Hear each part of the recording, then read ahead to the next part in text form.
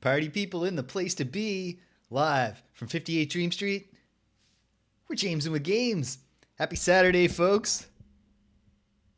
Pale dancing. Cedric in the house. Hello, Cedric. I hope your Saturday is treating you well. It's a topsy-turvy weekend here at 58 Dream Street because it's Saturday, but we're going to play Disco Elysium. Because we have an evening engagement tonight that and also we had morning errands to run. Had to do some furniture shopping among other things. Getting a new sofa. Might be the first time I've ever used the word sofa in my life. But yes, we're taking we got stuff going on. Anyway, so it's wild. Well, then on top of that, the reason that we're doing Disco Elysium on Saturday is so that I can do a Jamie stream, which obliges me to get into full drag, on Sunday, because Sunday we got time for that, whereas we don't have time for that today. So we swapped everything around. I'm going to play some Disco Elysium today. Oh man, didn't get to play last week. Very dissatisfying. Just, it's been a busy time, which is fine. Like, it's not like I wasn't having a good time. It's just I'm really enjoying this game. And my previous session 2 weeks ago, I guess 13 days ago, had to be foreshortened because I also had stuff going on. Oh, man. And then the week before that was my 40th birthday. Didn't play at all. So I'm looking forward to having at least a few hours here to enjoy this game that I really like, that I haven't had as much time to play lately as I would have preferred. So that's the plan. Check it out. Last time I played, I earned a rare achievement. The rare achievement I earned, which only 8% of players, at least on the GOG Galaxy app, I'm not sure how this thing compares achievements, if it's like linked to Steam as well. 8% of players get the achievement Unbelievably Boring Fuck by saying 7 incredibly boring things. Probably a downstream consequence of my attempt to play Harry as a guy who's trying to, like, treat his amnesia as an opportunity to craft a new, slightly better version of himself. I'm not taking the fun options a lot of the time. And if you don't do that, you wind up taking the boring options. All right. But I'm never bored when I'm playing this game. I am almost positive I get that, even though I'm not super familiar with Mass Effect. But I think I know which, like, I think I've seen enough that I know which character you're talking about. All right. So here we come. Yeah, it's an exciting time for me right now because although the term isn't really over until all the marking is done. But everything but the marking is done now. Students have all passed in their final papers. Last week was a very busy week with a very engaged third-year class really, really wanting my thoughts on their final papers. Maybe turn this up a little in my earphones. Probably I'm going to be satisfied. It's a little quiet at this part. Just take a moment. Enjoy the view of Martinez. Kind of a miserable place, but, we've grown fond of it over this course of this investigation we're on. We hope to prevent a slaughter here, but time will tell. Yeah, so really happy to be easing towards the winter term being truly over. This was a good term, but, it's just a very busy time for me. And I always try to stay busy. But it's fun to be busy for... Everything is beautiful from a distance. What song is that? What awful song are you referring to, Cedric? So yeah. Last time we hit upon a striking revelation in our conversation with Joyce here. What we learned is that Disco Elysium is set not in a universe where spherical planets exist. That's a debunked scientific theory, or a largely debunked scientific theory. The world of Disco Elysium is more akin to the regions from Saga Frontier, a series of disconnected sort of islands, or they call them isolas, of existence, surrounded by a grand miasma that they call the Pale, that it is possible to travel between.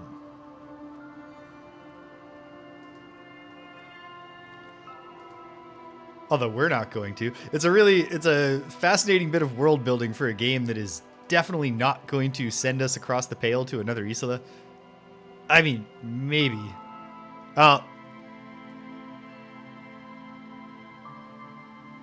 Oof. Yes, I know that song now. I'm not familiar enough with it to recognize that message. Haha. So, yeah. Oof. Yeah, that's rough. So, yeah, we're out here down by the boardwalk, and the main mission that we're on, the main task at hand on this Thursday morning, is that we want to find Ruby, which is going to require us. British, welcome. Happy Saturday. Yeah, we're trying to find... Happy birthday, British. I'm going to go out on a limb and say it's your 41st birthday. Based on your username, although as we know, you're not actually British, so who knows? Maybe you're just a fan of Orwell. Okay, there we go. Happy 41st birthday. Life begins at 40, so you're just 1 year in a certain perspective. Yeah. So we're trying to find Ruby. Washerwoman is hiding something. Huh. Okay. So there's the thing we'll try to do. Maybe try to bust into the washerwoman's shack. And also, we've done one bullet traces check. I walked all over the boardwalk and didn't find anything. But we'll walk on the boardwalk again, see if we can find anything. Not just that I didn't find bullet traces, but that I didn't find, oh no, there's no bullet traces, cross it off. I don't know. And I don't even know how to get to the island, but I guess we'll cross that bridge when we come to it. Or, I don't know that there's actually a bridge. It'd be nice if there was. I guess we'll find it. But here's the boardwalk. So let's get down to business there. Let me know how the levels are.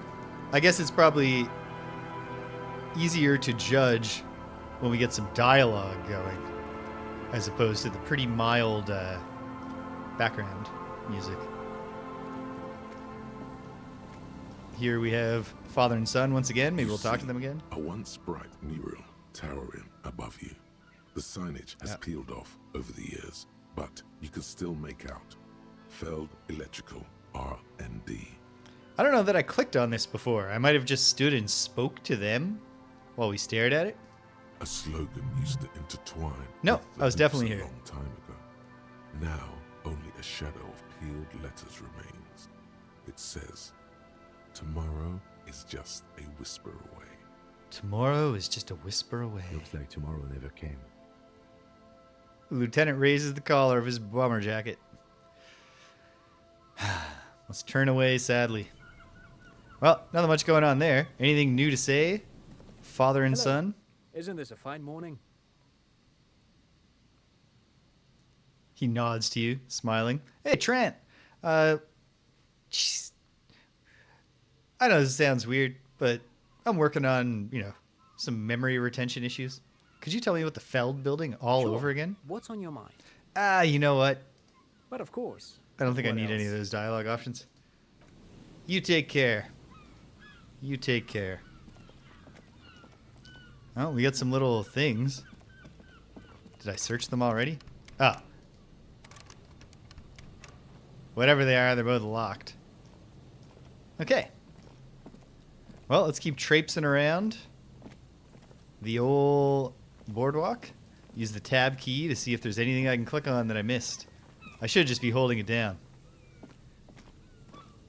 Feels more active to hit it occasionally. What's this up here? It's a hole. So there's got to be some way into the Feld building, huh? Don't know what our motivation would be to get in there.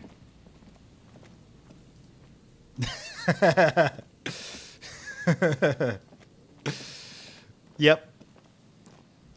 You could definitely put Trant Hiddleston on the same lineup with Bobson Dugnut, and he will fit right in. Don't want that filthy coat.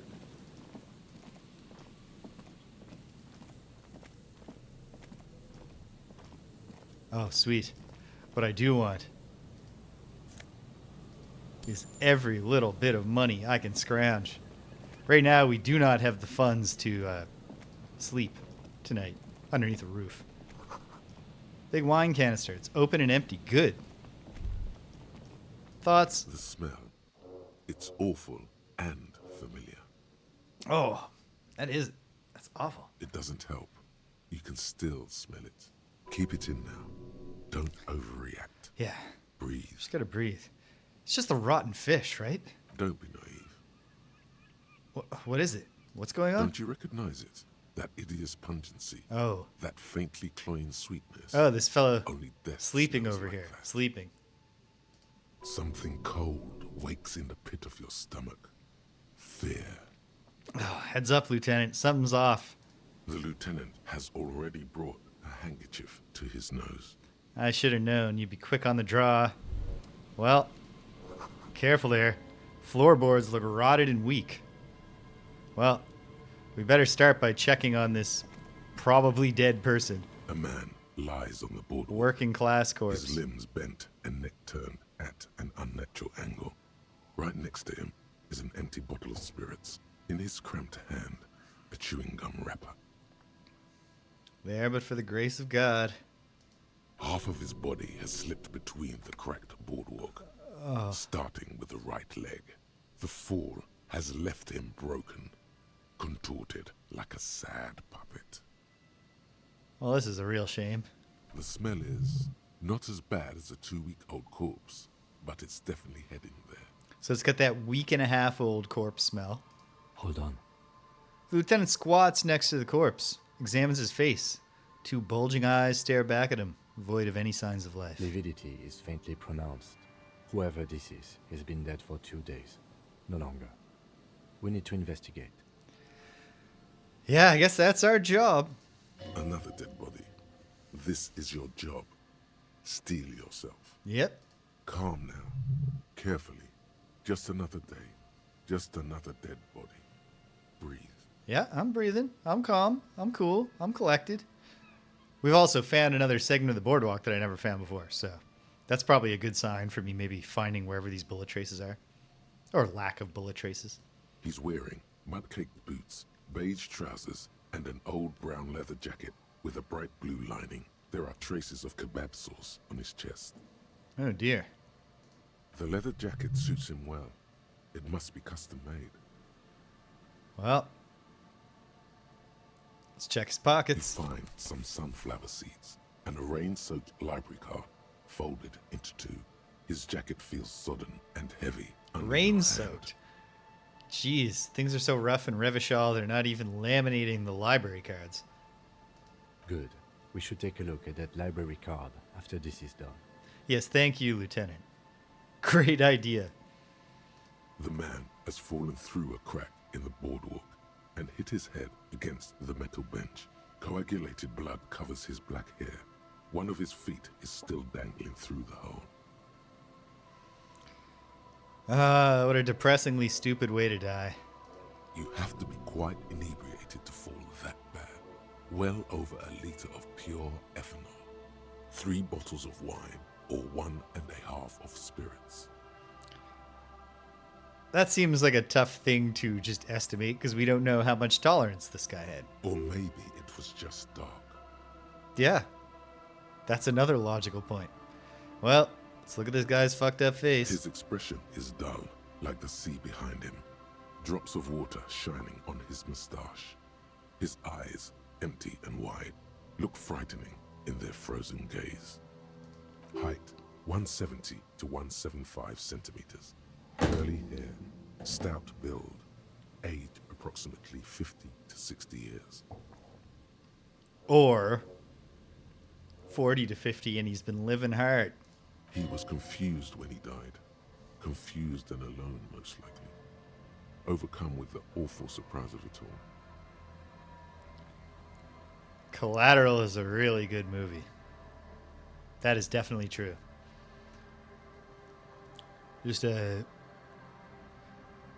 I know that there are other actors in the movie besides the two leads. I can't remember a single one of them. I'm sure they did good jobs, but just as a two-hander, just both Jamie Foxx and Tom Cruise are fantastic in that movie. Jamie Foxx kind of taking his natural cockiness and just like it's not there.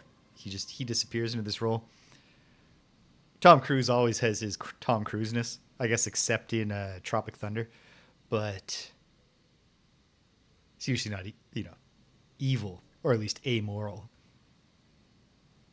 He was just about to head home. The first step back home proved to be his last. What, did this guy have tank controls? Why was he stepping towards the edge of the pier to That's head home? what the chewing gum seems to point to as well. Yeah, I guess. So, let's look around here. There's some dried blood on the metal bench, right where the corpse's head rests. The floorboards are rotten and slippery wet around the hole. An empty bottle lies nearby. A chewing gum wrapper is clutched in his Completely fist. unrelated to this, but this came out last year, but Danielle and I just watched it recently, just finished it this past week. The Curse, a so far 1 season, 10 episode series. Nathan Fielder's first ever scripted series, starring himself and Emma Stone, and I guess co-starring Benny Safdie.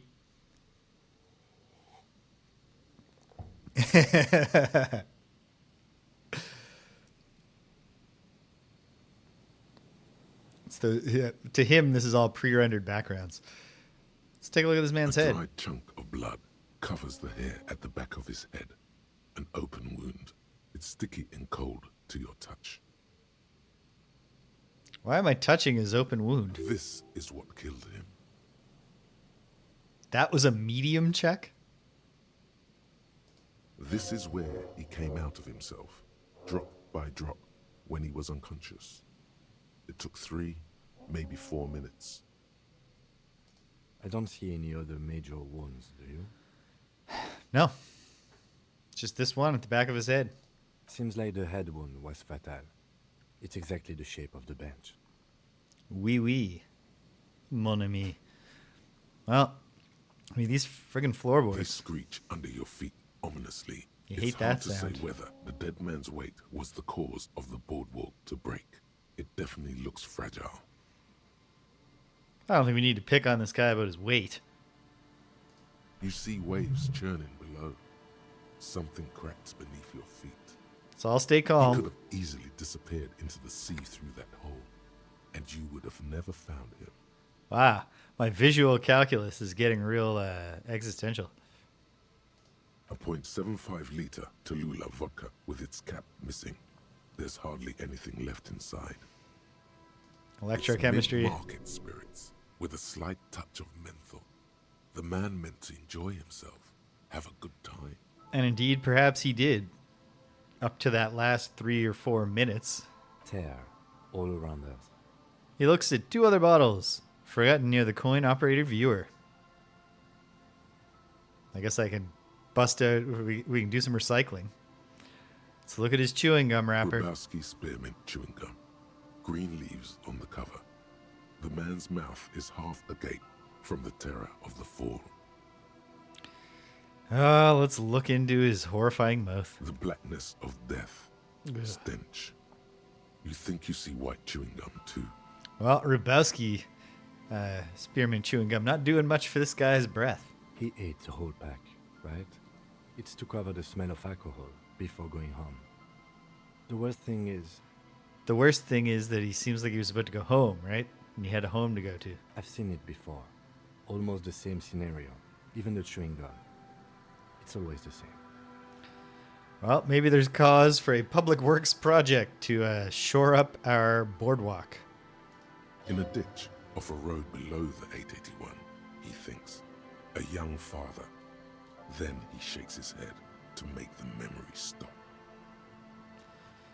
Well, The entire boardwalk creaks in the wind as you take a step back. who is this guy? I guess we should look at his Looks library like card. one of the Locusts. He'd have to know this spot to come here. You don't just walk over here. He looks south, the way he came. But that's just a lazy assumption. What do you think? It seems reasonable. At least this man knew how to party. No, shut up. Imagine the same scene without the bottle. Now that would be just sad. That's true. But not any more or less sad. Pretty much the same amount of sad. This is an omen, a sign from above that you need to stop drinking. Look at this fucking guy. He looks like me, Kim. This could have been me. Just dead on an empty boardwalk with a bottle next to my corpse. Well, at least you're not married. Lieutenant points at the ring on the man's left hand. The flesh around it swollen and gray. Yes, thank goodness. Or what if you are? Or was. Married to your drink. That's for sure. No, we are separated. We've been separated for days now. But let's try to not run ahead. For now, all we know is that he's an unidentified middle-aged man found dead on the Martinez boardwalk. So, you think it's what it looks like, Lieutenant? Death by misadventure. He slipped and fell through the boardwalk. A truly unfortunate accident. If it wouldn't have been for that bench, he'd be alive. Yeah, figured he was drunk. Oh yes. Lieutenant nods. Alcohol poisoning, liver failure. Who knows what killed him, Some right? symptoms of acute alcohol poisoning could have definitely played a role here. Severe confusion, Yeah. respiratory depression, unpredictable behavior. But I think that death arrived through head trauma, not liver failure. Yeah, I agree. How about that What kebab? about it? The deceased ate some kebab. He It's shrugs. probably from a nearby place, maybe in the box. In the pox. Sometimes a kebab is just a kebab. I can't believe that I'm sharing a kebab with the most beautiful woman I have ever seen with a kebab. All right. Doesn't it seem to you, Kim, like, Revachol should be taking some responsibility for the municipal infrastructure We'll here? seal this place off after the news reaches the coalition officials. I doubt that they have enough resources to actually repair the boardwalk. I mean, sealing it off is good too. Not that sealing it off would keep anyone away. All it does is keep the city council's hands clean. He smiles sourly. Well, I don't want to sound crazy, Kim, but what if we burned it down? It does seem to be a pretty straightforward misadventure, although there's still a question of identifying the body. Yeah, well, we'll take a look at his library card in a sec. What are we going to do with this guy? From where I stand, I can see two options. We either take the case and follow the leads to identify the body on our own, or we report back to the station and leave this for our colleagues to handle.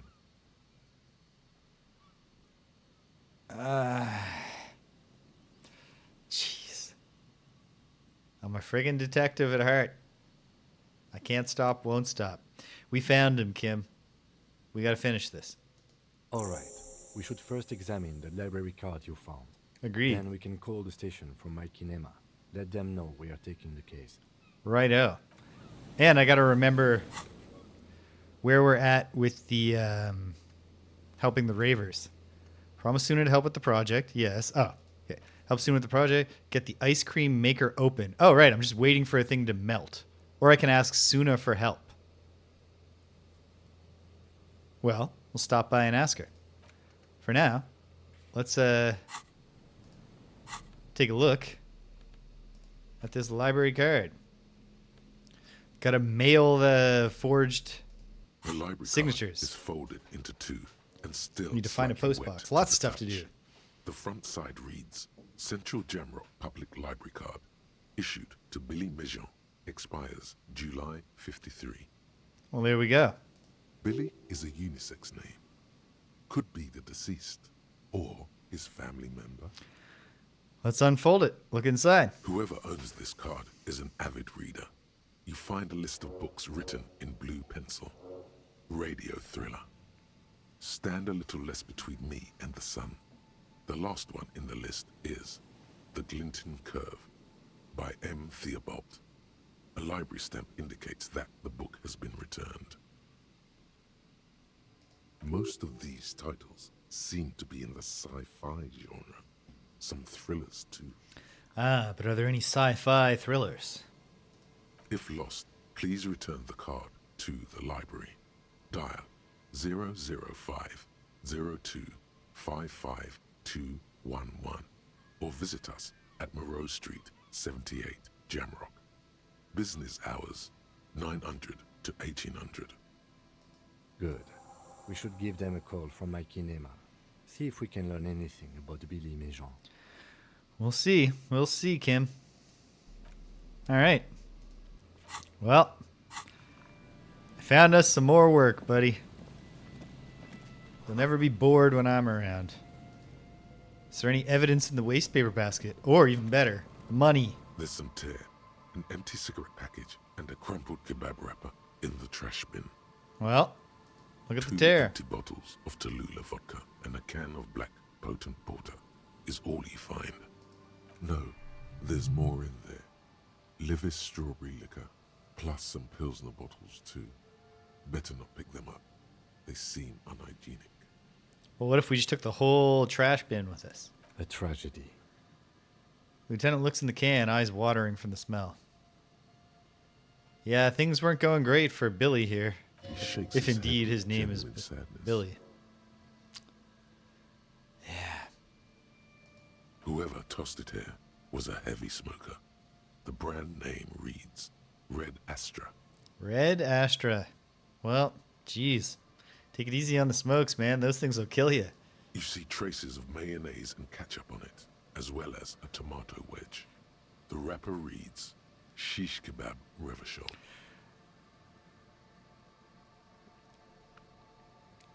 This guy was eating his kebab with mayonnaise and ketchup. Disgusting. It's no older than a day or two. No mold yet. Great. It's hard to concentrate in the smell. The sea air brings some relief. Well, there we go. And this gives me renewed hope about the general idea.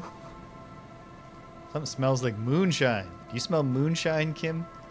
My moonshine. Oh, man. I can't say that I hate it in the sense that I've ever tried it as a product.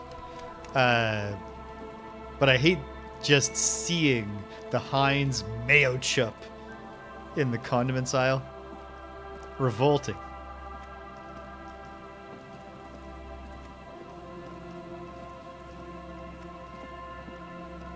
And like, is this really not something that we can just trust the people to concoct on their own?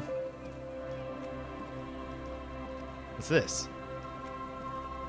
A metal payphone under a yellow plastic dome. You could use it to call. Whatever, we make calls for free.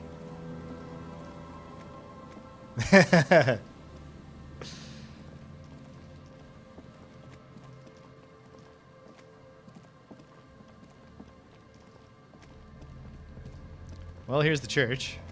Let's go ahead and talk to Soona for a moment.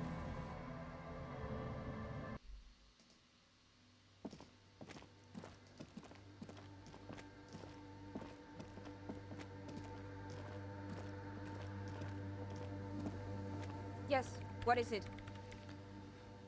So about that off-site copy that you asked me to bring, Yes?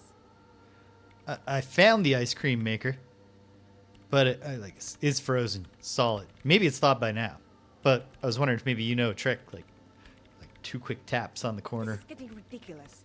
Can't you just defrost it? Or, I don't know. I don't know about the ice cream maker. Just figure something out. Okay. We're just in the neighborhood. There's a solution, but she doesn't want to hand it over to you yet. It's a thing. Something she holds dear. All right, well, I'll report back. Yeah. Thanks to you, too. I'll let you work in peace. It's always, maybe pleasure's not the right word, Soona. It's always a something.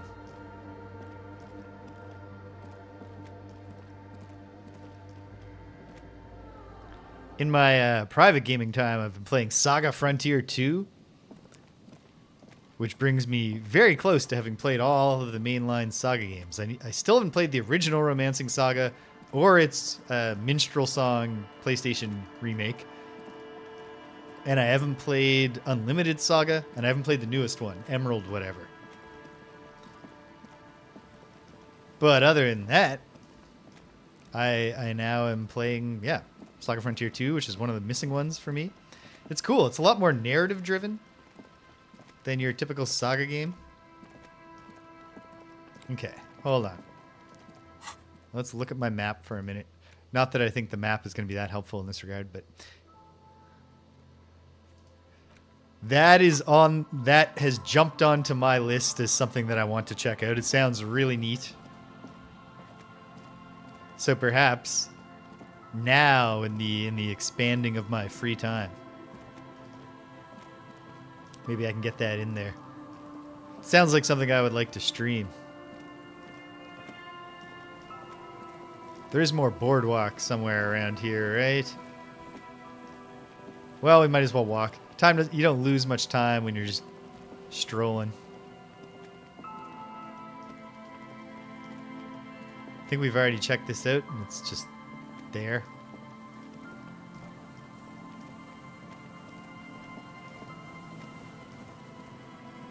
Oh, sweet. You're speaking my language, Cedric. I love taking notes while I'm playing a video game. Which is kind of funny since I never much cared for taking notes as a student. A familiar apparatus lies among the reeds. Another one of Morrell's trap. This trap is also full of panicked locusts. No sign of any cryptozoological beast inside. Another empty trap. Well, let's keep going. I got a feeling, Kim. The next one's the lucky one. Yep. The next one has a crab trapped in it. These are just crab traps. You do realize? Yeah, Kim. I'm not the idiot cryptozoologist. I'm just the awkwardly nice guy who just can't bring himself to drop truth bombs on our cryptozoologist friend. Hey, what's this?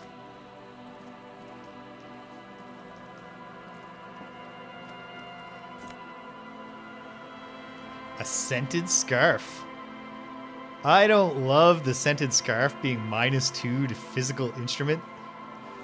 It's weird because nothing else about this game would make me think that the author was trying to insert a like a 1930s era homophobic joke into the game.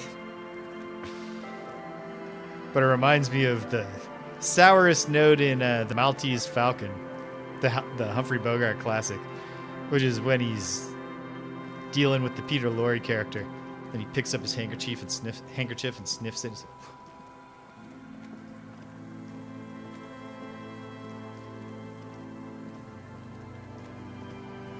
Because it implies that he's gay. So he has a scented handkerchief.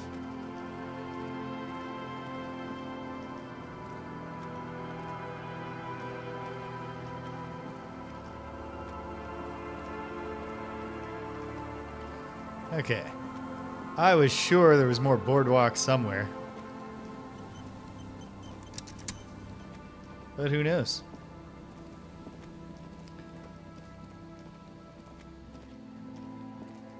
So far, not having any luck. Finding bullet traces or eliminating the possibility of bullet traces on the boardwalk. But we'll keep on keeping on. Also, can swing back through the little village, see if we can bust into the washerwoman's shack. Get some evidence there. Let the pathfinding handle this little part for me. And at a certain point, we can go back and find out if there's been some defrosting Trash from the unending party. Some unending party. I'm almost positive it's this unending party that we're dealing with here. The one right next to us. Just my detective instinct. Yeah, the way Saga Frontier 2 works is instead of like a world that you explore by like, you know, choosing where to go, it gives you a timeline and you have different events you can choose in the timeline, and as you go on, you unlock more events. You don't always have to do them in order. There's starts out with two main focal characters who have kind of parallel stories there, and then, you know, someone's home away from home, just like mine.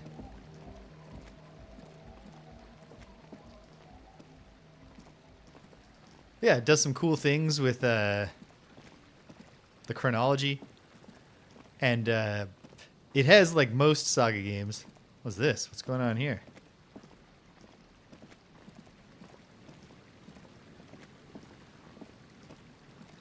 It's very minimalist with the dialogue, but there's more dialogue than like in Saga Frontier, which often just like gives you the barest sketches of like looking back at you from the rust-colored water.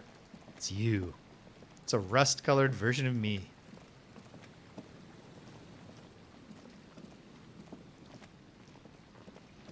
Okay, can we hop a pirate ship?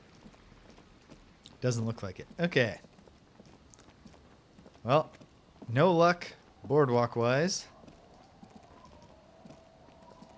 But who knows? So there's the... So this is just her shack, right? Let's see. Can we just go in? This is not her shack. This is a different shack. Right, we've been in here. Don't need to bother this person anymore. Well, it's not going to be very stealthy. Also, I don't know if it's even going to work. We know she's hiding something, but it's locked tight. Well, let's look in the window.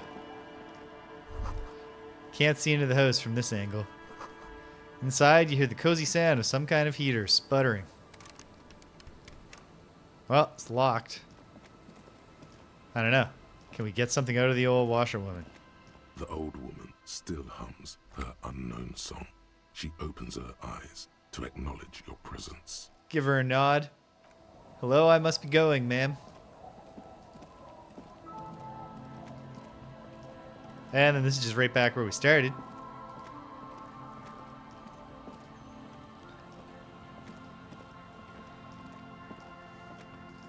Boats everywhere. But we can't just go to the island. Okay, wait. Yeah, just got phone calls to make. Trapped near the boathouses west of the Feld building. And the one he just set up in the camp. Can I finish that right now? Should I? I mean, maybe I'll find the boardwalk thing while I go back that way. Maybe I'll find a post box somewhere. Gotta keep my eyes peeled for all this stuff. Well, what's this one? Can we go in here? We can. Oh, that's nothing. Just a crummy old shack. Maybe it was Billy's. Maybe he was on his way when he slipped and got the ultimate bump on his noggin. Oh, thank goodness, some money on the ground. Feels cruel to walk up to these dudes. Oh my goodness. No, that can't be the... I refuse to believe that that's the fastest way to get to here. But it is. Huh. Must be like some thorn bushes or something. As I'm walking by, I'll see what's up with this.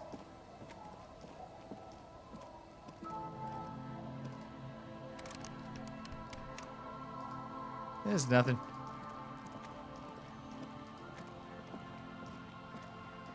I guess I could ask these guys seem like they should know something about Billy, but that's not one of the tasks. Well, let's just look, see what... Tequila sunset. He nods in appreciation. You too, tequila sunset. Yeah, have fun in your idiot doom spiral. The legend returns. You know the dance. Smokable smokes. Pissable. No. Sorry, man. I'm walking the line. Don't call Abigail. No. Don't call. I'm not calling Abigail. She doesn't want to see you like this.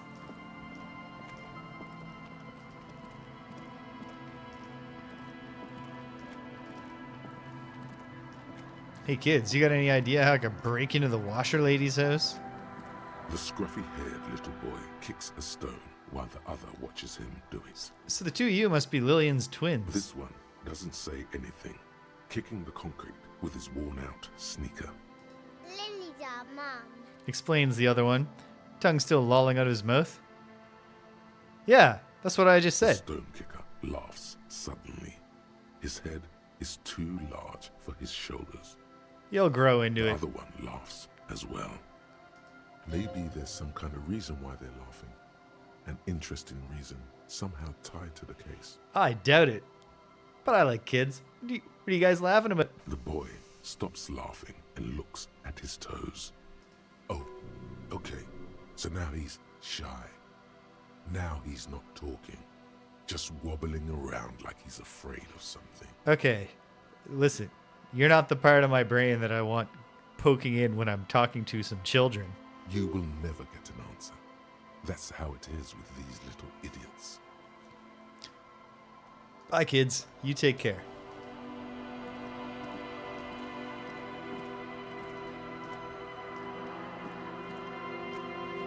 Yeah. They give us a lead. They're like, you just got to go out into the reeds. Get into the tallest grass you can find.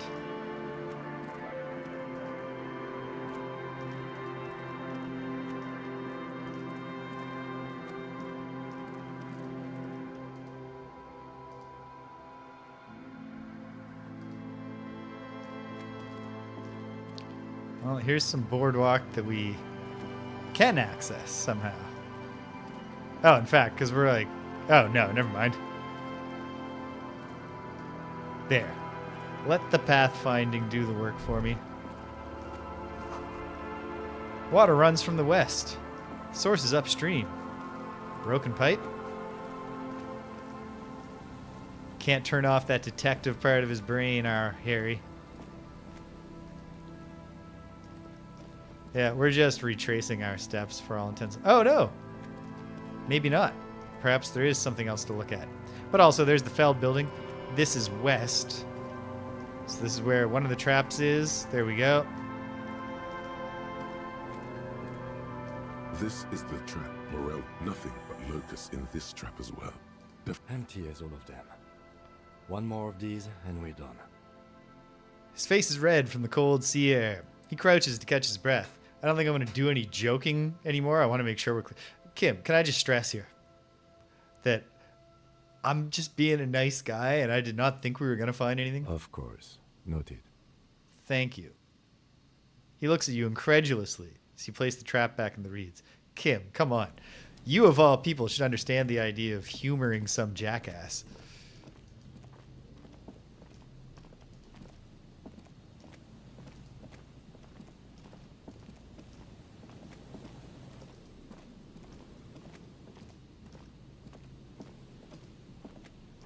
Is this the last one? It takes you a moment, but finally you spot the last of The Morrell's last. traps. This one's partially obscured by the reeds. Good thing I had my tab The key trap with me. feels light and silent as you pick it up. Something is different here. What? No locusts. Ha. Ba-dum-bum. No phasmid either. But still. Immediately yell. No, I'm fascinated. Well, debate worked on Lieutenant something. studies the trap with you. This doesn't mean it was a reed monster, though. Unless you see one in there. I just see an empty trap. The netting is a little untidy. Messier than the others. Like someone or something picked up the trap and shook it before dropping it back down on the ground. I get the feeling, honestly, that someone was messing with the trap. Perhaps our cryptozoologists have competition in the form of an actual entomologist, or someone else is sabotaging them. I could present more theories, but then I would be taking this on as a case, which I'm not. You're right. I still need to tell the cryptozoologists about this, though. Okay, But after that, we get back to our own assignments. We've done a thorough survey of the coast now. Just running around is no longer useful. I agree with A that. cold gust of air dries your sweaty face, and you look to the dark shadow of the felled building in the distance, drawing you to it. What a strange sensation. Once this is done, should you ask the wind again? What's going on here? Behind you, the ruins of a residential building loom over the reeds. They whisper amongst themselves, confidentially. Snowflakes cling to their shivering stems. I got some kind of feeling, Kim.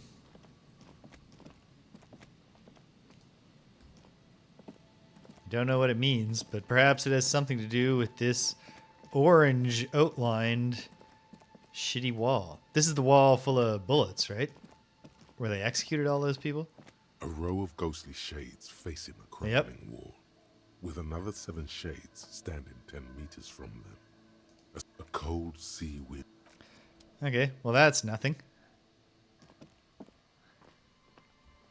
At least nothing vis-a-vis our attempt to...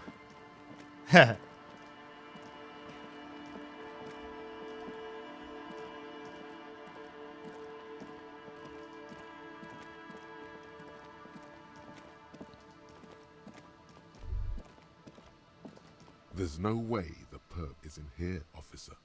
Look how scarred the boards are. All attempts to pry them off have failed. What do you think? This abandoned building, Kim? Think she's in there? The suspect? God, I hope not. I can't see a way in, though many have tried. Can I try? Not this time. The opposition is insurmountable, but I like the spirit. Have some points. It's lonely and cold without points. All right. So we didn't try anything, but the number went up, And so it dangerous. feels good. Dangerous too. Yeah. All right. Well, nothing to be done for it, I guess. We continue looking for... Well, we're either looking for something or nothing, as far as bullet traces on the boardwalk go.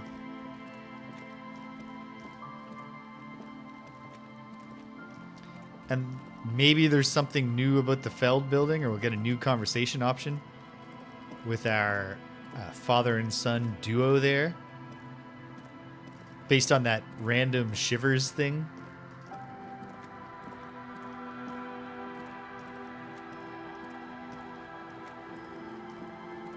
All right, nowhere further to go that way. All right.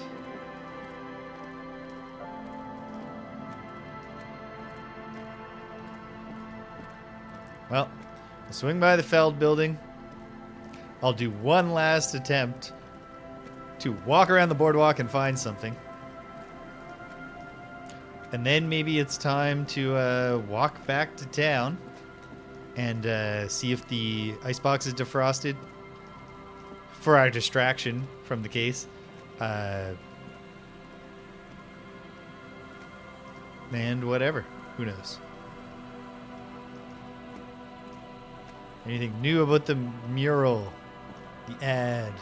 You see, a once bright mural, a slogan used to intertwine with the loops. It's nothing. Probably nothing new to say. Hello. Isn't this a fine morning? I'm not going to beg Trant for money. It's a real, it's a George R.R. Martin kind of name. It is a real name. We've just made it slightly weird.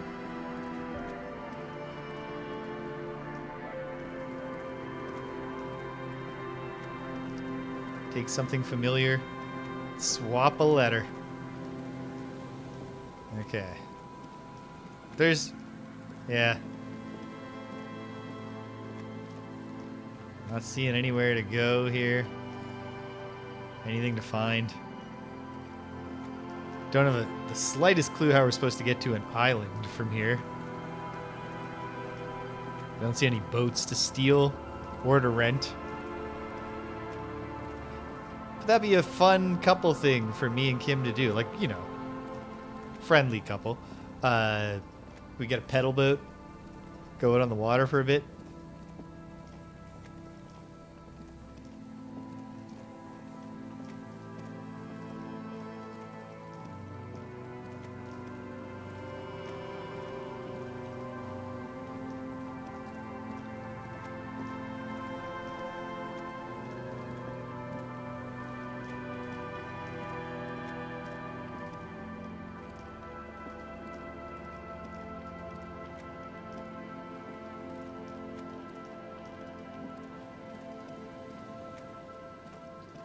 Yeah. Jeez. I did not think that the check 3 possible areas for bullet traces quest would stymie me so much. But we got plenty of time, in the sense that time in the game really doesn't pass that much when you're not doing that much. And a very nice thing about this game is that there's lots of different things to do, so we can temporarily redirect our focus, and pretty much anything you do experience is always consistently interesting.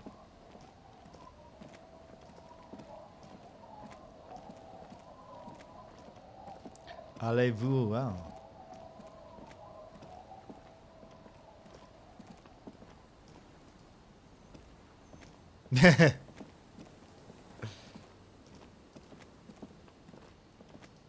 He'll console me when I start beating myself up. I'm sorry, Kim. I'm a piece of shit. Couldn't get a swan one.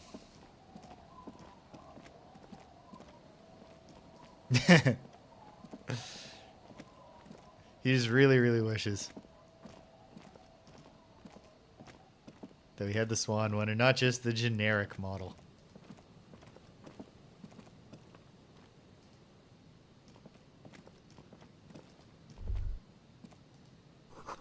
Shot couldn't have come from here. There's trees blocking the way. Okay, good. Gotta push forward on this investigation. But it is also important to help the ravers get their dance club open in the church. It's maybe not as important. Hey, what's over here? What's all this? Someone has broken down the fence and the barbed wire. Hello, Juffawood. Happy Saturday. Swing is missing. No one's been here for a long time. Off the bent iron posts of the swing. The wind whistles through the skeleton of the small house behind you. There's desolation everywhere. Yet someone used to live here. Laugh here. Thought it was a good idea to build a swing, even. What happened here? In this yard? Lieutenant looks at the small building. A flock of gray swallows takes off in the distance. He's assessing the situation. How long ago was it abandoned? Someone thought they could have a summer house in a bloc obscur for cheap. It didn't work out. They abandoned it about a decade ago. Hold on, a block obscure, what's that? A black block. A part of the city left unrenovated after the war. Or one that has fallen to gang violence. Or has become inhospitable in some other way. Ah, so this whole area is a block obscure. Practically, it's not an official term in any way, but look Spreads around. his arms. No sewage, broken power lines, crime, drunks. Life is tough in the blocks. It's no place to build a summer house. Maybe they left something useful behind. Yes, for you to scavenge like a post-apocalyptic scavenger who collects trash and errant magnesium blisters. He gives you a weary smile. Kim, my friend, you know me too well. It's not meant as nagging. Just an observation. Listen, you gotta trust the method. We should move. I don't think our suspect is in this particular yard. No place to hide. And besides, it's too close to Martinez. I agree with you there. I agree with you there, buddy. But I see some money. Half a real. Glory, says the graffito, to the ghosts of us. Ooh. That's good graffiti. Ooh. 120. At this rate, Kim, I'm going to be sleeping inside for another night. At least sort of. I mean, obviously I've got the smashed window situation. Someone left their music collection.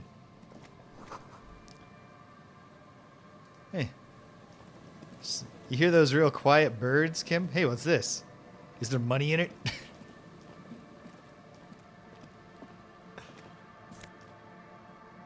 A tape. Smallest church in Saint-Saëns.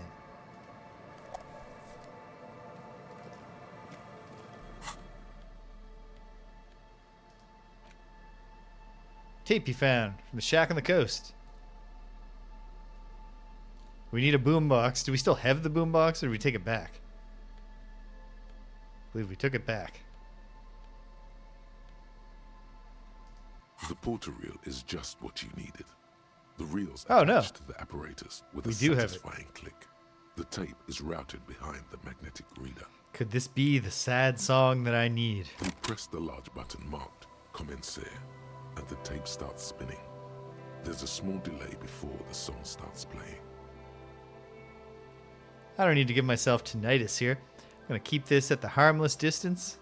Let's just wait. The organ starts playing a simple, melancholic tune echoing in the hallway. A lone singing voice joins in, Kim, I think this might be the breakthrough we've been waiting for. telling you about the tiniest church in Saint-Saëns, surrounded Saint-Saëns. by even tinier yard. You almost feel the seaside mist on your skin. It's mega sad. Can you feel that, Kim? How fucking sad this Within song is. seconds, you know this is the one. The real shit you've been looking for. The one you trust your room to. Yep. This one tells it like it is. This is your tune. A click, then silence for a bit. Then the tape stops spinning. Could I sing this for karaoke? I think I could. Of course you could sing this. Of You course. could take sad to a whole new level with this. And you already know the lyrics since you've listened to it like a million times. Yup, they're all here. All 3 verses. Yep. Yep. And presumably the hook, too. And the B-side of the tape contains the instrumental version. It's like the world itself is telling you to do it. It's destiny. Only one obstacle stands on your way. Sometimes a man meets a moment. Wait, what's in my way? Gart, you have to convince Gart to let you sing karaoke in the whirling. I After you've won him over, I think he'll you can let- come on. express yourself. Me and Gart are Let buddies pain now. out. Make everyone understand. I'll just come on, Gart. I can share my pain through karaoke, or I can get my gun back, and we can go to my other method of sharing The pain. lieutenant watches you pack up the boombox. He doesn't say anything. Pretty fucking sad though, eh, Kim? Sad as hell.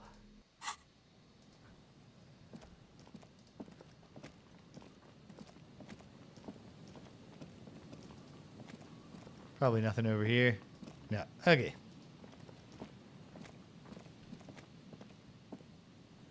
Hey, come on, Kim. Let's keep it moving. We don't have time for all this lollygagging. Don't make me make you run, buddy.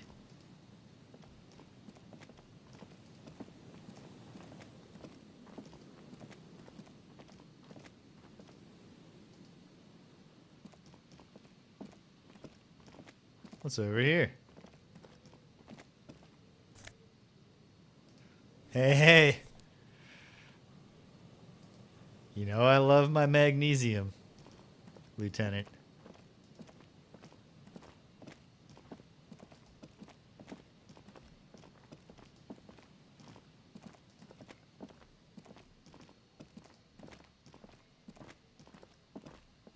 Okay, well, we'll be back down here as the plot continues to thicken.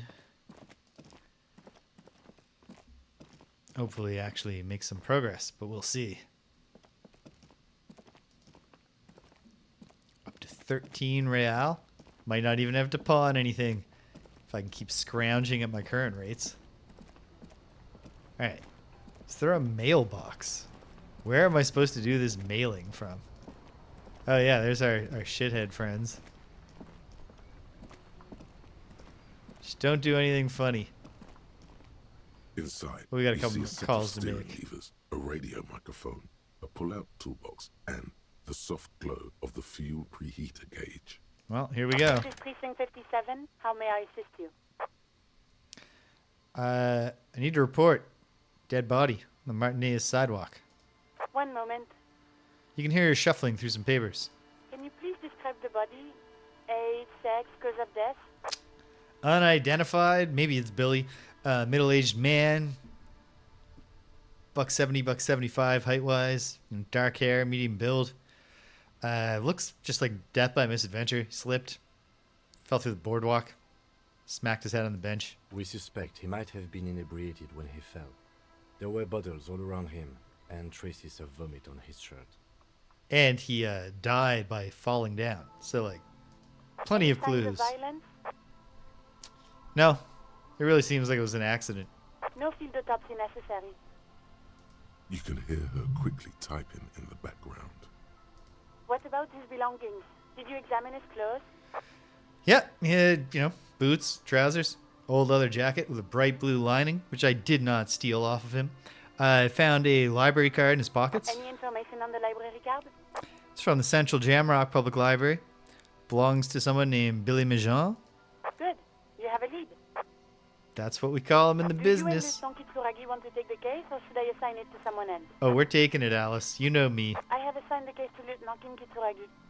Please follow up on this library lead to identify the man. We'll send someone to take the body to the morgue. Oh, sweet. So I don't have to drag it to the ice cream freezer or anything. That's all for now. Thank you for reporting in. Is there anything else I can do for you? No. Well, actually, you know what? Yeah, Alice, could you put me through to the library? Hold on, officer.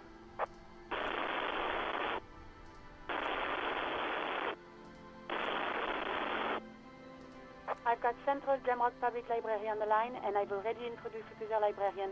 Connecting the call in 2, 1. Oh, you're not supposed to say 2 or 1 in the countdown. Yes, this is Central Jamrock Public Library here. A male librarian answers the call. Well, let me say, sir, you sound like a sleazy-looking creep. He sounds worried, yet ready to assist. This is how people get when the police call. I'm looking for any information you could give me on Billy Majan. Billy Majan, you said? Yes, that is what I said. Moment. I'll have to check our database. He puts down the receiver.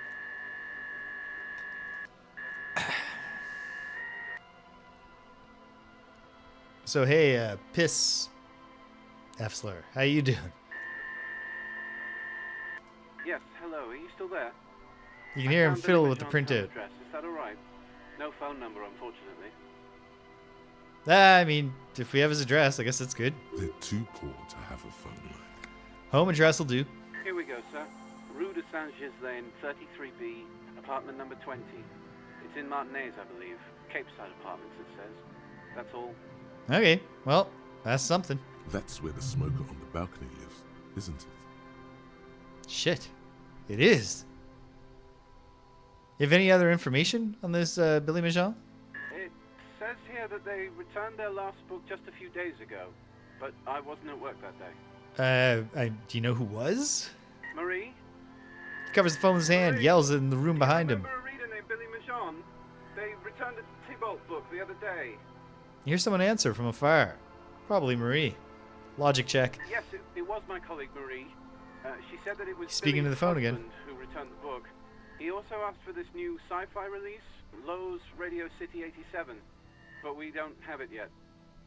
Husband. Good. You have a name now.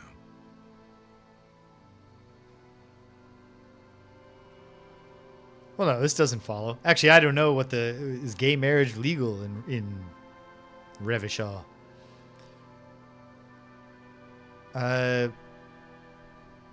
Let's find out. Do you mean Billy is like a woman's name? Marie Like knows Billie Jean? She's been working here longer than me. Sometimes her husband returns some books for her. Okay. And then goes for a little drink later. On the lookout. You got the husband's name on record. Sorry, no. Marie only knows him by sight. Seems like kind of if he's acting as her agent, like can't you does he ever take books out for her? You can put his name down on her account. Could you ask Marie to describe him? Marie? moment passes. Did he have a big old gash in his head? She said it was an older man, and that she's pretty sure he'd had a drink or two the last time she saw him. Like 2 as in that was the maximum number of drinks she thinks he might have had? What was he wearing? 1 second. Librarian turns away from the phone again, relays the question. Is there any reason you couldn't just put me on the phone with Marie? Sorry, Marie wasn't really paying any attention to that. All right. Well, thank you for your assistance. That's all. I'm out of questions. Happy we could help. Goodbye, officer. Librarian hangs up. The call gets redirected back to the station with a soft click. Anything else you need from me? No, I'm done. Take care, Alice. 57th, over and out. And her voice disappears into the void. In the cabin, you see a set of steering levers. We're done here for now.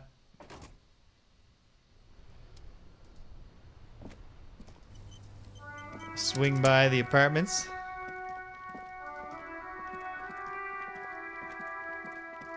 But first, we have quick access now to the basement with the freezer.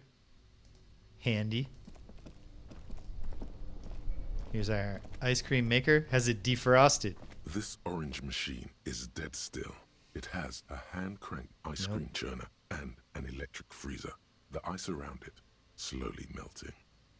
You slip your fingers under the frozen lid, but the ice is too cold for you to get a... Didn't Soona give you a perfect tool for this kind of job? Yes. The Yeah. Qualson. You should take it out. You're right. Equip the multi-tool by going to the Tools tab. Yeah, thank you, tutorial agent. This isn't my first rodeo. Oops. The Kvalsund. KR +2 multi-tool. This orange machine is dead still. It has a hand-cranked ice cream churner and an electric freezer. The ice around it slowly melting. I need to put skill points in physical instrument, which I don't think I'm allowed to do. No. Or am I? Oh, am I? I could. Okay. Well, I had lots of points, so let's give it take another crack at it. This orange machine is dead still. It has a hand-cranked ice cream churner and an electric freezer. Maybe that wasn't the best use of a skill point, slowly but melting. let's see what happens. I mean, 17%. Ice groans and howls under the strain of your giant Kvalsund multi-tool until the lid cracks open. Rigo Death, welcome. Hope Saturday's treating you well. Hope you're keeping your pale exposure limited to an acceptable permitted Darkness rate. lies inside, but you can faintly make out an object, intricate and foreign, left there for a Bada sub-zero boom. beauty sleep, a filament memory with the words "off-site copy" written on its side.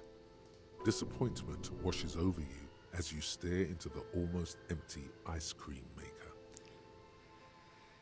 No, it's fine. I wasn't expecting any ice cream. You gently lift the cube from its frosty bedding, careful not to damage it. We should take it back to Miss Lucan and killed as soon as possible. I'm not sure Just how call her well Soona. unused filaments tolerate room temperatures. Me either, but we'll get Yes, over there quick. But aren't you curious to know what's on the precious filament? No. There's a radio computer upstairs. No, we're not risking this thing getting destroyed. Put away the multi-tool so that I don't look like I'm going around trying to break into some place. Swing by the apartments. Actually, might as well...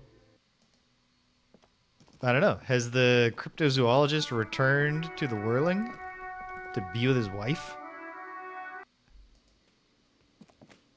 We might have a sad conversation ahead of us here. Ho ho ho! It's great to see you again, officer. He grins, My bowing wife awkwardly. Can't wait to thank you. Go on, talk to her. Okay.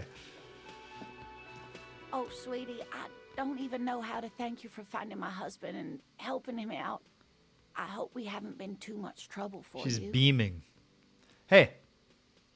Just doing my job, ma'am. Here, I want to give you a small token of my gratitude. She hands you a thin It's a ribbon tie, held together by a silver Mexican bird skull. origin. The pin is an antique. quite special. The little silvery knob holding the tie together feels warm in your hand. It's in the shape of an avian skull with 8 eyes. That's pretty cool. I don't think that this 8-eyed bird exists in the world, but it's cool. What'll it do for me? I mean, you know, I'm pretty attached to my... Ooh, it's actually better than my horrific necktie. Ups my volition. You know what? Let's... Hopefully this doesn't cause the tie to, like, scream at me for hours. But what about Morrell's traps? Oh, maybe I can talk to him now? He just wouldn't speak to me at first?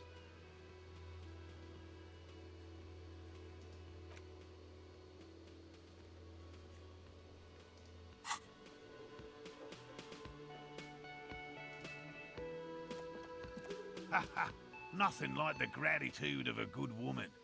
Now then, what can I do for you? Gives you a gruff pat on the shoulder. He tries to play it cool, remain professorial, but inside, this man is itching for some news on those traps. Oh, it's not even subtle. I could feel it in the shoulder pat. So I checked your traps. Good. He breaks his calm, and? And? Well, one of them was literally empty. That's kind of weird, right? Completely empty? The cryptozoologist's eyes grow wide. Yeah. Nothing in the trap. No locusts, no phasmids. The bait was gone. No locusts? No phasmid either?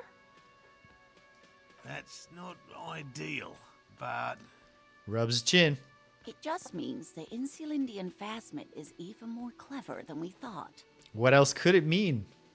There's no other scientific conclusion you could reach. Of course, more clever. We're just humoring these folks, Kim. You're dealing with a subject near and dear to their hearts. It might behove you to tread lightly. Yeah, I've got no... Yes. The phantasma... What am I going to do? Like... off the Locust and escaped. This is good news. They're both They'll retirement have to age. Reconsider the design of the traps. Make them more secure. What good would it do? Finally wake them up to rationality. Now. Then they could just have nothing in their lives to look forward to. Another trip to the reeds. Shut the fuck up, Gary.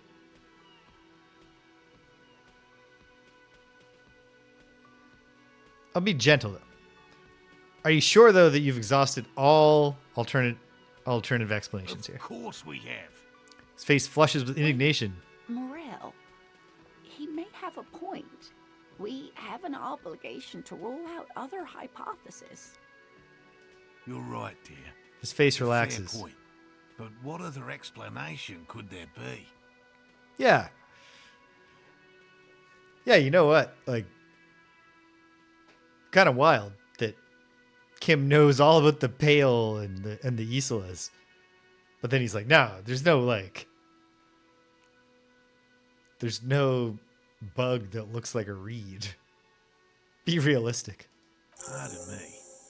This is a big deal for us. You've helped us twice now, and brought some great news too. My gratitude, and the gratitude of the Société Cryptozoologique de Ravachol is yours. The what? Oh, you mean the Cryptozoologic Society of Ravachol. Heartfelt gratitude. But does it feel like closure? What really happened? I don't know if getting closure is really the Thank point you, with cryptozoologists. He says it with a straight face. Turns to you. Main investigation here. This has been refreshing, but yes, I agree. Helping cryptozoologists isn't really a priority for our organization, is it? The lieutenant looks out the window impatiently. Yeah, just hold on. Let me cook. Hang tight, Kim. Consider the way the empty trap was disturbed, as though shaken. Most likely the hands of a young person. Hands small enough to fit inside the trap, too. You should ask the red-headed boy, Cuno. I think I know just the little shithead who might be implicated here. You know this A little Cuno? hooligan. But what would a child want with bags? Almost certainly to do some fucking horrible thing. Oh, my dear Morrell. You've been an old man for too long.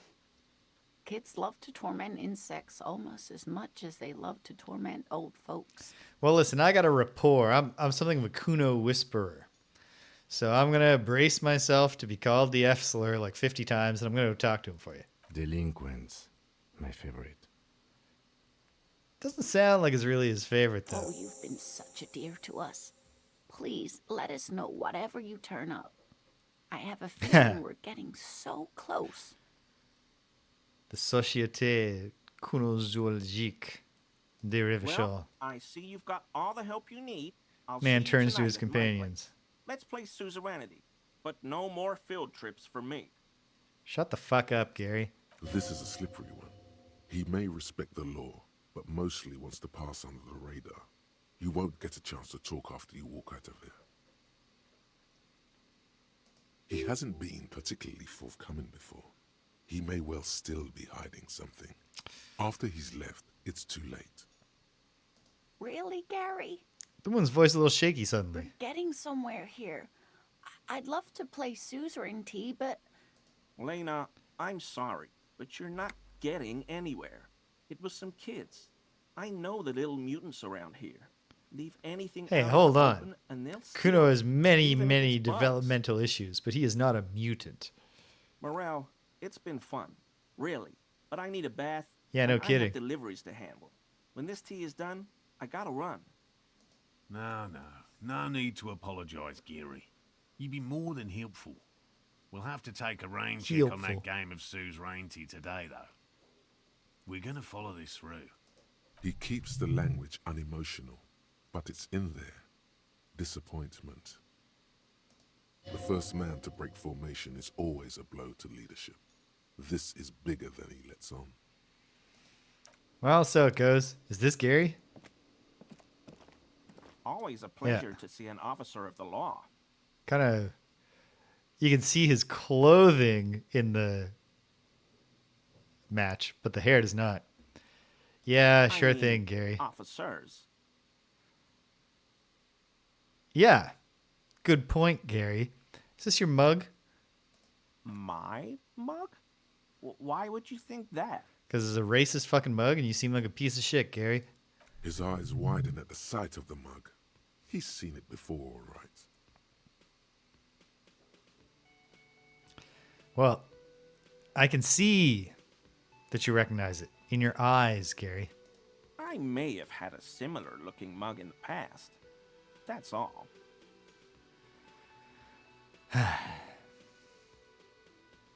Just admit it, Gary.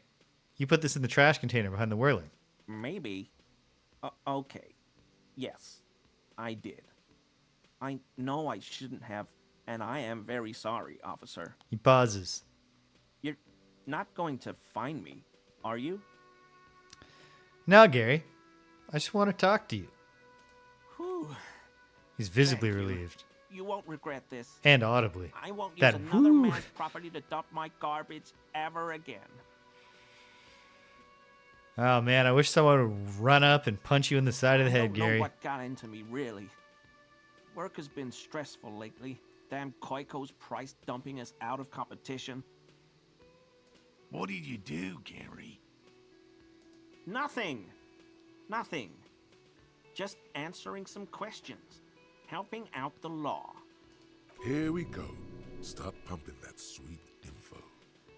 All right, so how'd you get in? I know a guy who works with the trash collection services. CS Municipal. He gave me a master key for the trash containers of Martinez. Why do you need that, Gary? So I can use the Whirling's trash compactor to store my own stuff. He Garbage says, disposal bowing is shamefully expensive like a as hell. fallen knight. The damn Hemians run it like a mob. Right, of course. I'm sorry. I should have okay? known there was a racist I reason thought I that you could needed cut to key to all the costs. trash. I shouldn't have. I shouldn't have disgraced myself. Yeah, that... I don't know if that's really the main thing I think you've done to disgrace yourself, Gary. Disgraced? No, Lieutenant for raises his eyebrows and disgrace, looks up. sir. It was, after all, just a trash container. But to be fair, Lieutenant, This guy is a fucking He disgrace. studies his reaction. Gary doesn't answer. So out of curiosity, Gary, just spitballing here, did you put the clothes of a murder victim in the trash container while you were accessing it? Officer, please. He raises Let me both explain. hands. It's not like that.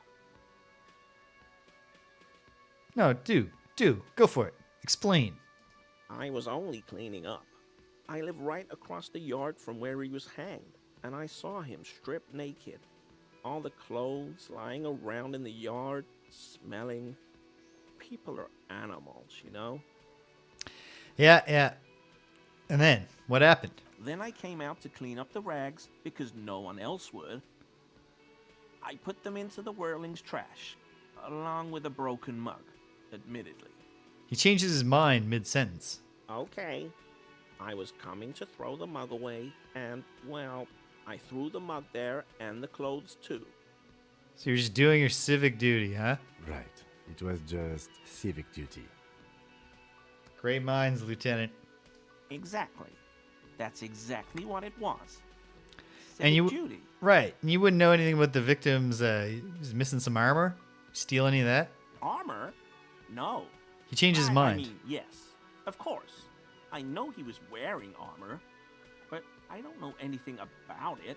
Well, you know that it was worn by him. That's something about it. There's something going on here. You should observe him more closely after this topic is concluded. Okay, well, let's move on from this for now, Gary. I reserve the right to circle back around. I hope I could help your investigation, in my small way. He's visibly relieved it's over. Don't be so relieved yet, Gary. This bad cop may have been in your apartment, admiring your mug collection. Perhaps a little intimidation? Before we take the shot, to get our composure in here, let's chat. Gary, you live nearby? An apartment in Martinez? Sure do, officer. Nice. I bet you keep it real tidy, huh? His eyes narrow slightly. He's wondering where this is going. Do you think Mr. Clare might be kind of angry with you? Mr. Evrart? Color drains from his face. Yeah. He actually insisted that I open the door to your apartment. So you work for Evrart Clare? He realizes what's going on and Officer, changes his tone. Please tell him we're good. No, tell him I'll make it up to him. What have I done? He'll send the muscle after me. He looks around, whispering. Make sure no one hears us talking. As he lowers his tone, he hunches his back.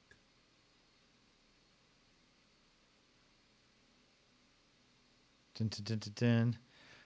Just relax. Evrart doesn't like the article you wanted to write. Don't write it. It'll be fine. I don't really want to be someone who goes around intimidating the press, but it's Gary.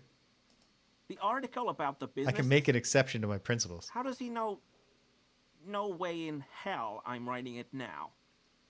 Tell him I'm silent as the grave. I won't cause any more trouble. He whispers. I'll be Mr. Cooperation. The union doesn't have to worry about me. Yeah. They're honest vacholiers. Right. Men. Yep.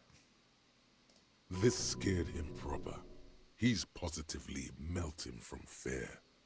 Has to prop himself up with a lot of anger to keep it together. Yeah. He's a crypto-fascist. The weather vane has turned. The lieutenant remarks with a smirk. He clearly liked his squirming. He may even have changed his mind about the whole door-opening operation. Well, what's this guy so shifty for? What's going on inside that crypto-fascist mug of his? Oh, great. Someone here to offer us the best viewers. And of course, they have a stupid name. Mist Flasher LZX HAY. Cornfield. Catch you never. Now, let's take a look. We got a real good shot on this. Yep, that's a pretty common thing with annoying tech grifters. apparently. Thinking that just putting an X in there makes it cool. That shirt looks very uncomfortable on him. Look at the buttons, barely keeping that thing together, as if something is ready to rip out from underneath. This motherfucker wearing a Kevlar vest? It sounds like he's wearing some kind of armor under his clothes. You can't tell it's there just from looking at him. Probably stolen from the corpse in the yard near where he lives. Hey, check it out, Gary. I see that you're a connoisseur there of the high-quality ceramic combat gear. I knew you'd figure it out, officer. He sighs heavily. I'm sorry I didn't tell you at once. He unbuttons the shirt. You was what? I was ashamed of what I did. And I didn't want you to know. You see gleaming white ceramic shine underneath. A thin layer of interlocking plates covers his gaunt torso. Well, Gary, you should often feel ashamed, I think. Shame is surprisingly sincere. I'm not that surprised. I'd feel sincerely ashamed if I were you, Gary. Gary, what's going on? Oh, just some shameful shit. Lena, this piece of shit here is robbing corpses. I took the hangman's cuirass. I didn't mean to. Oh, you didn't mean to. God damn it, Gary. Yeah, that's what I said. I know. Shame on you.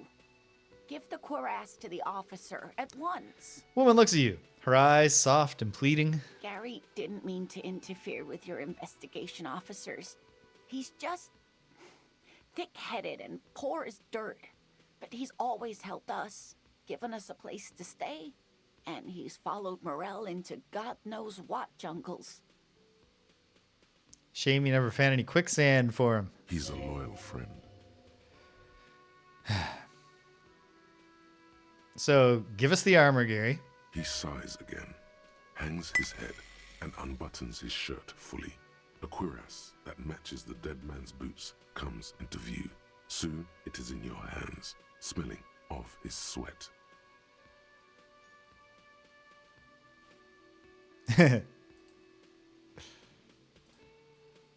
Wait, hold on. I've already forgotten. Mist Flasher.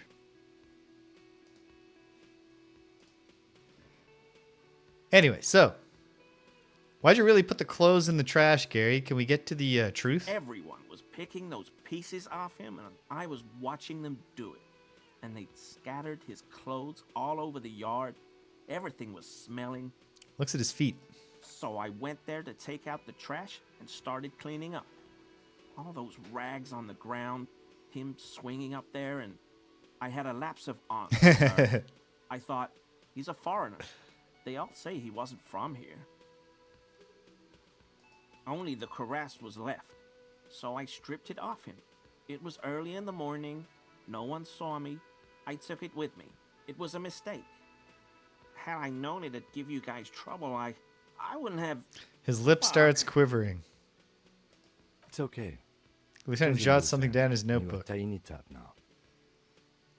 I'm Take so comfort. fucking sorry I called you Yellow Man. He says silently. CLI officers commanded the suzerain's navy. Most of them sided with the king when...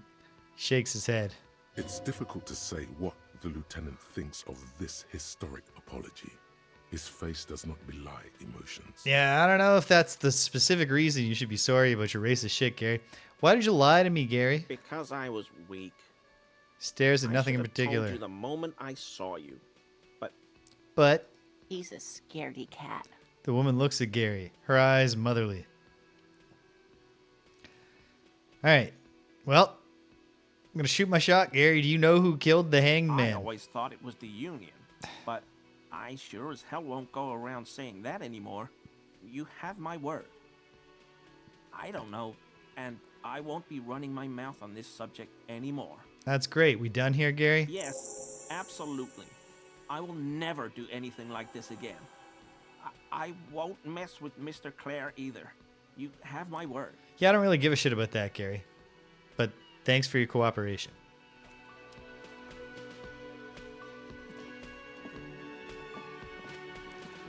What a prick.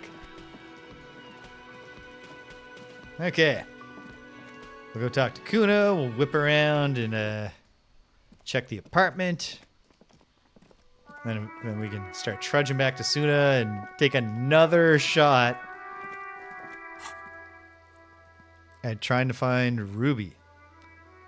Like, can we get into this shack somehow? Can we find these other bullet traces? Ah, sometime when Kim's not around. I've got these signatures. Mailbox in the plaza. Feels like it should be easier than it is for me to find this mailbox. Perhaps I'll find it before we leave. Hey, Cuno! Fuck does Cuno care? Boy turns to you. Doesn't care. Cuno, you been stealing bugs? No, Cuno doesn't give a fuck about bugs. Oh my god, I told you that The little shit one is seems wrong. distraught. Shut up, C. C seems like an odd nickname for you to give her, because that They're one. gonna take you to Lane Prison. She sounds like she's about to cry, out of disappointment at Cuno's newfound lameness. Now, hold on. No one's lame. We're not calling anybody lame here. Just tell me. What'd you do, Cuno? Deny everything, Cuno. You need to lawyer up. Cuno's not gonna say anything without his lawyer present. There's definitely something going on here. Remember his pig's head shack? You should check it out. I agree, Cuno doesn't brain. fucking care. Oh, yeah? What if I wind up proving that you're some nerd who loves bugs? Feel sorry then.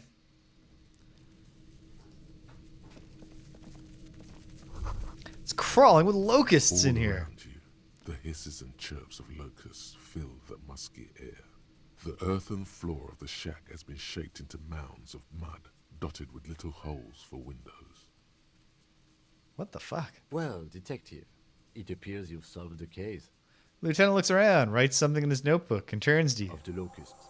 For the missing Locust case, which is a subcase of the imaginary insect case. So at least that's going well. Yep. I agree.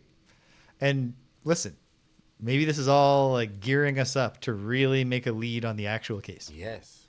I feel we are nearing a real breakthrough. At any rate, like, it is our job to prevent crime, so maybe we should go try to scare Cuno straight on I'll the let you handle bug, the Cuno steal- side of bug stealing. You are doing just fine.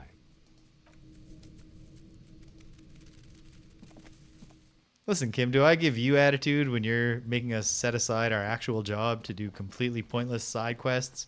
Oh, right. No, I see what you mean. It is always me causing us to do that. Fuck does Cuno care? Abra. All right, Cuno, the jig's up. I know you're a bug stealer, Yeah. he says slowly, took meeting the your eyes bugs, with sullen so what? defiance. So it wasn't a phasmid. A wave of disappointment washes over you. I'm not really disappointed.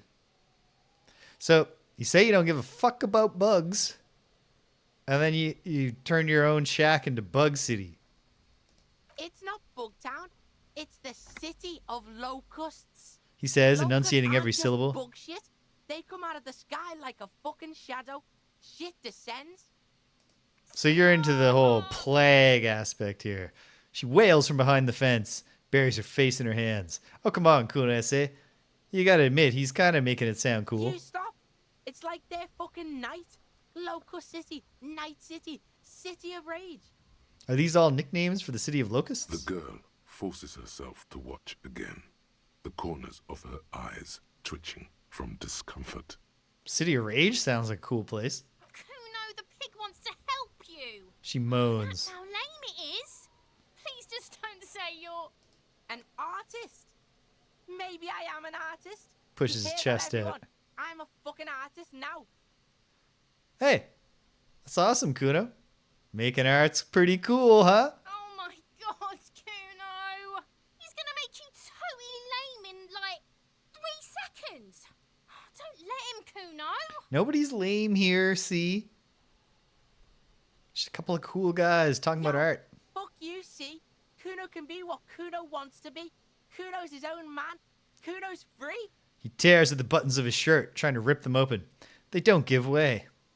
Cuno made himself into Cuno. Cuno can make himself into anything. Cuno can make himself into a pig if he wants.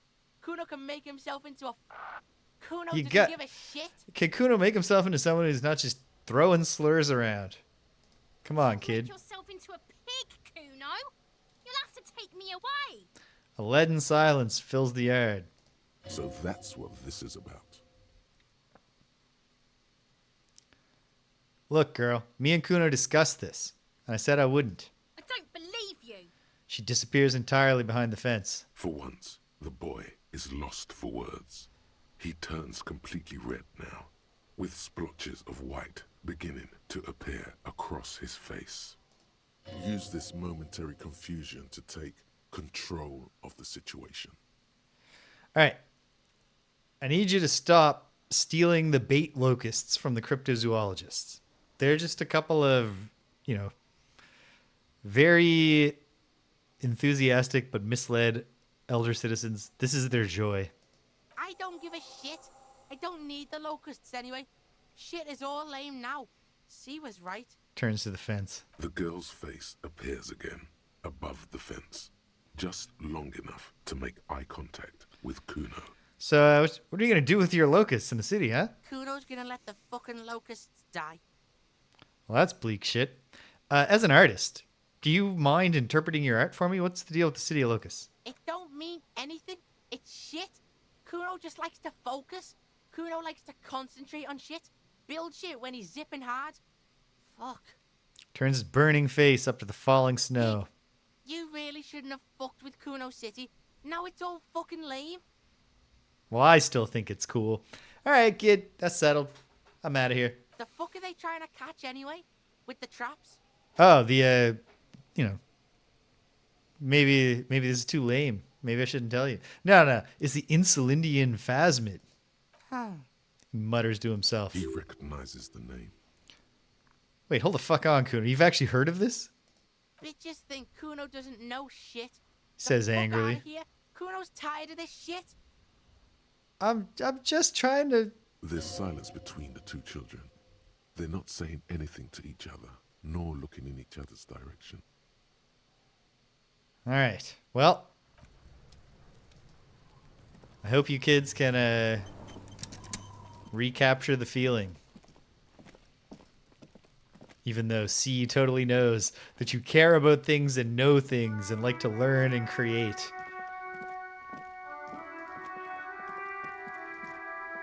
Imagine the horror of the girl you like finding out that you're not a completely irredeemable little piece of shit. Hey, there's a book there. Man from Helmdall and the Wild Fire. This man from Helmdall, he gets around. Yes, he certainly does.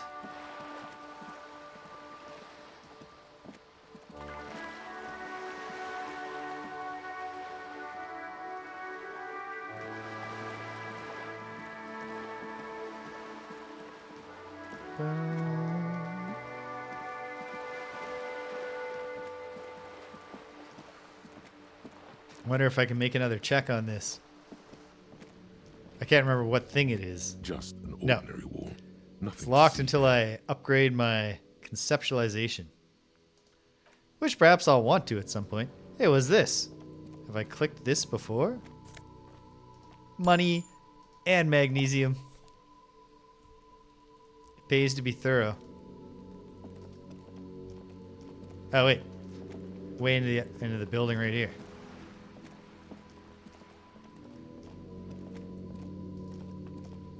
Woom, woom, woom, woom.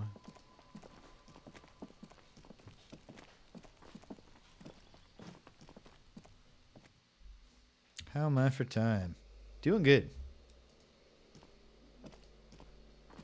I think the apartment number we're looking for is not literally, or maybe it is literally. Hold on. Dead body on the boardwalk. No. It's not going to be up here, is it? This is not apartment 20. Or is it? Might as well click on it. This door is 28. made of metal. And yeah. Okay. Can't click on the other doors, so obviously apartment 20 must be inside. Perchance. Seems likely.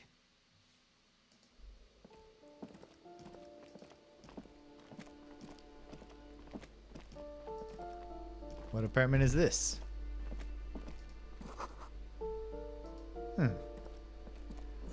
Well, no, this is not an apartment. Because probably these are all apartment 1s, and I need to go to the other balcony. Maybe Cindy knows something.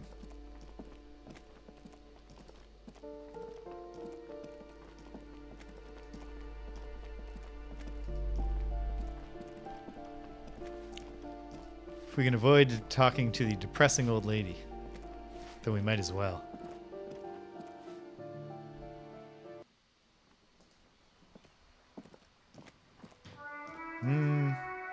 Not promising out here. Anything new to say to Cindy? Hello again, Oh, yeah. officers. Have you come to admire my mural? No, I bring tidings from Piss Efsler and fuck the world over there. I don't believe it. I've never known those boys to have manners. I didn't say they have manners. the bemusement in her voice doesn't fully mask genuine tenderness. They really hold you in high esteem, Cindy. They'll never be skulls, but... She softens. But their hearts are in the right place. Got it. Thank Enough you of for that then. passing on the message. Now run along, Piggy. Hold on a I sec. don't believe it. Let's revisit this for a moment. Doesn't fully mask genuine tenderness. I think they're afraid of you. They'll never be skulls, but their hearts are in the right place. Honestly, Cindy, I think skulls are silly. I'm gonna be honest. What are you even trying to achieve here? She throws you a conspiratorial glance, then presses her finger to her lips and squints up at the sky, as though straining to hear something in the distance. Have you noticed the quiet? Every so often, you might hear a gunshot pierce the air somewhere in Jamrock. But in Martinez, no gunshots, no sirens. The people are languishing in boredom and No, not at all, complacency. Cindy. There has been a gunshot, at least one, in the past week. This place is a sepulchre. We'll paint it red. We bring the raucous. You bring the sirens. Well, I can't bring the sirens. I fucked up my vehicle. What is it with these skulls and cooperation? They have to be the nicest violent street gang in Rivershaw West. They're sweethearts. Okay, where's apartment 20? Doesn't seem to be up here. And this is Cindy's place, so I doubt it's this. Okay, I guess I gotta go back in and look at the other apartments.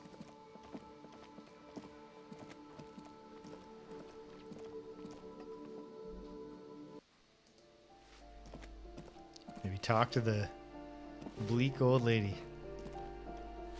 Give me a moment. Yep. Still seems like she's having trouble breathing. Oh my. Ma'am, I'm looking for Billy Mejean. Could you point me in that direction? It's about Victor, isn't it? It's always about Victor with her. You'll find the Mejeans in apartment 20 upstairs. It's one of those doors on the balcony. Alright. Thanks, ma'am. So, does that unlock the door? Is the thing I can click on? And if so, which way?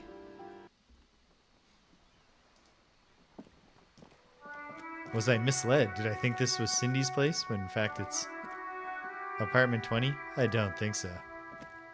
Doesn't even really seem to be an apartment at all, so much as a boiler room. Okay, we'll go to the other balcony.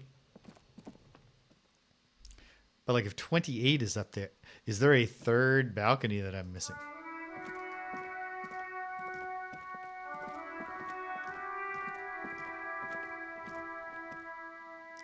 Anyway, we have a likely name for our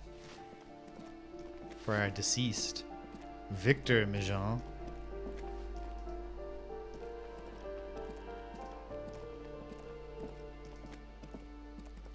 Do do do do do.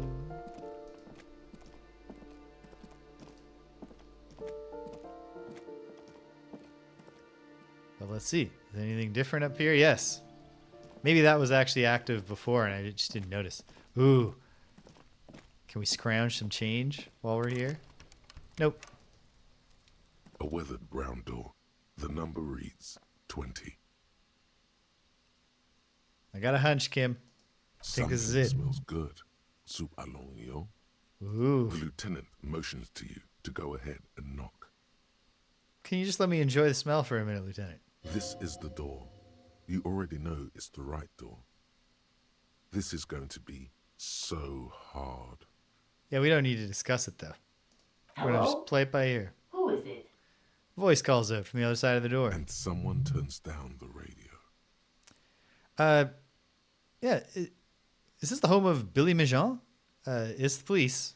If you could open the door, we could have a quick conversation. A moment, please give us a moment. You hear shuffling inside. Tidying up. Nervously. No, don't worry about that. There's fear in her voice.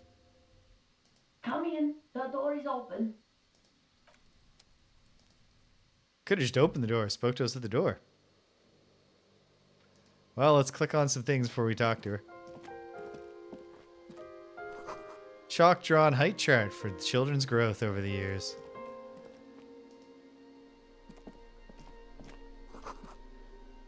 Humanitarian aid macaroni. Hello, I'm Billy. Hi, Billy. Would you like something to drink? Tea? Lemonade? She asked nervously. We're out of coffee. I was supposed to get some tomorrow.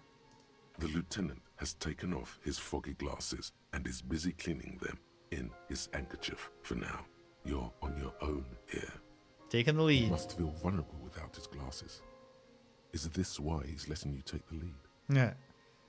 I'm not really here for the tea. At least not in that sense. Is this about Victor, my husband? Is he in some kind of trouble again? I can come pick him up in the station if that's what. She stops, her eyes trying to read answers from your face. Keep it together. You don't want your body language to tell her the news. All right. Poker face. Sorry, I'm rambling. She shakes her head, It's tries just to laugh that it off. Victor often gets into all kinds of trouble. So, how can I help you? Well, definitely no small talk. This isn't the time or place. Thank goodness for my incredible empathy. I've got my composure. Let's just... There's no beating around the bush here.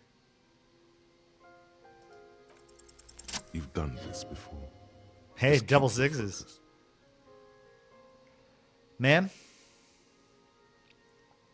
I'm really terribly sorry to be delivering this news. Your husband, Victor Majan, was found dead today on the Martinez boardwalk. What did you say? A great and terrible spike.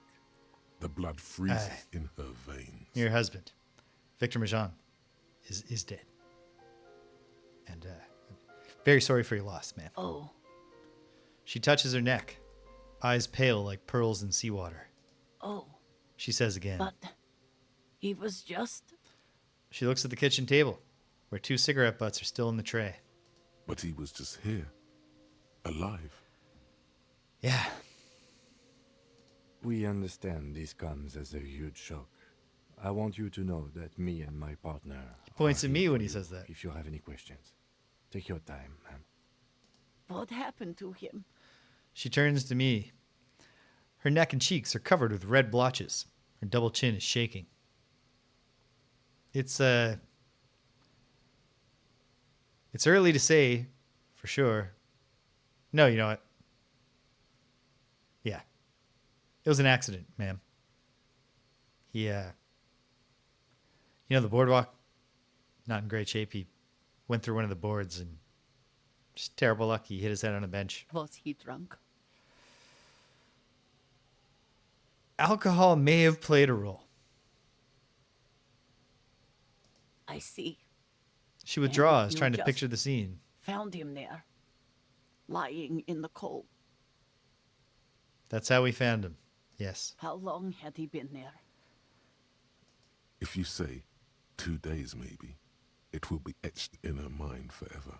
Well, then we don't need to do that to her. It couldn't have been long, ma'am.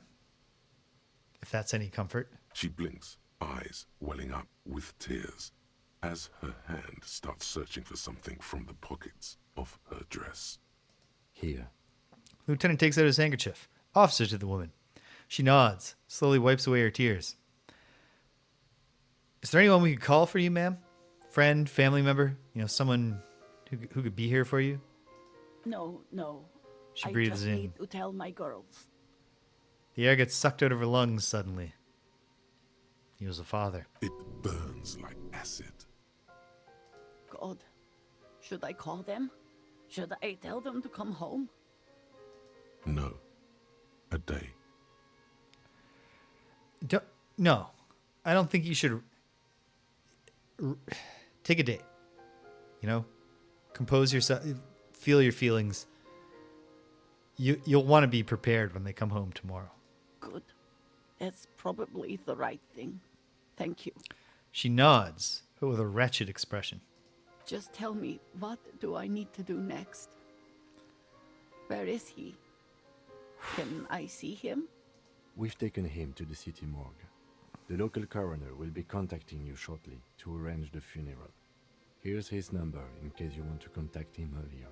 He hands her a leaflet with the morgue's contact information. Is there anything else that the RCM could do for you? No, I'll call you if something comes up. I'm still... She rubs her face, runs her fingers over cheeks that have become numb. Thank you. Thank you for telling me. I'll call if... She runs out of breath. These are her last reserves of strength. Her muscles will give in soon. Already, she starts to shake. Again, we're very sorry, man. We should step outside and talk. Set the library card down by her.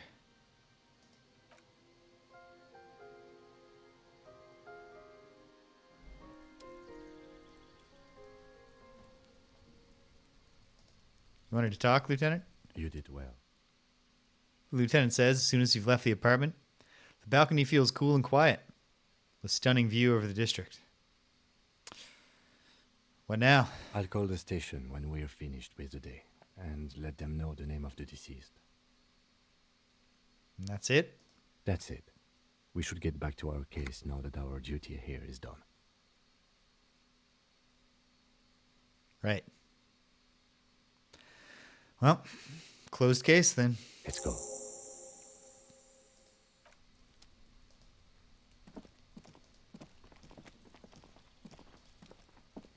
Zoom out a little. Okay. Well, we're making lots of progress in the things that are not the murder investigation that we should be focused on with laser-like precision. All right. Here goes. I'm going to do my best to find... Oh, wait. Hold on. Do we have new insights into Cindy that give her another shot at her art? No, we don't. Probably goes the other way. Figure out the art. Get along better with Cindy. Okay. So is the mailbox in the plaza here? It seems like the mailbox would be more likely to be in the, the nice part of Martinez than down by the coast. But where?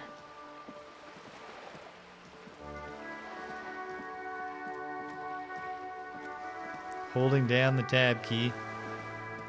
Ouch. I see it. The dented yellow mailbox greets you with its graffito and bullet holes in the front. I knew we were going to use this mailbox for something. I just had a hunch, Lieutenant. Yes, for sending mail. Exactly. Boom. You drop the white envelope in the darkness. It lands with a soft thud on what sounds like a couple of letters.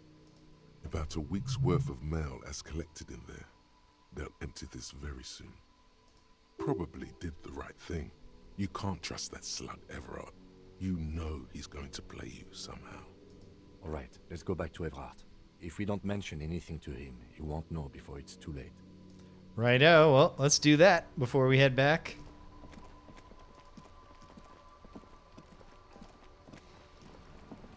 And then, hopefully, we can figure something out with either the washerwoman shack or the other thing. How am I for time now? Like about an hour.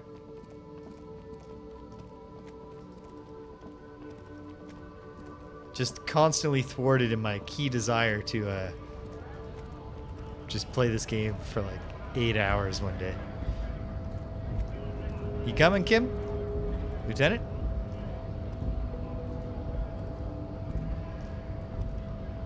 Okay, good. He's gonna catch up. Well, I'll be in here when you arrive.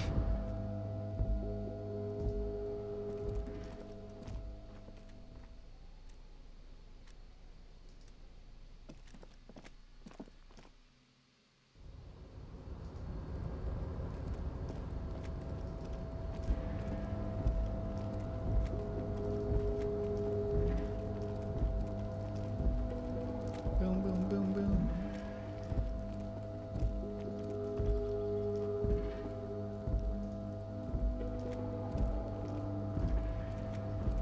Have I increased my rhetoric? Am I ready yet to persuade? The lieutenant is just like, I don't know. I don't want to be standing here when this jackass starts talking to the cargo crate again. Cargo container.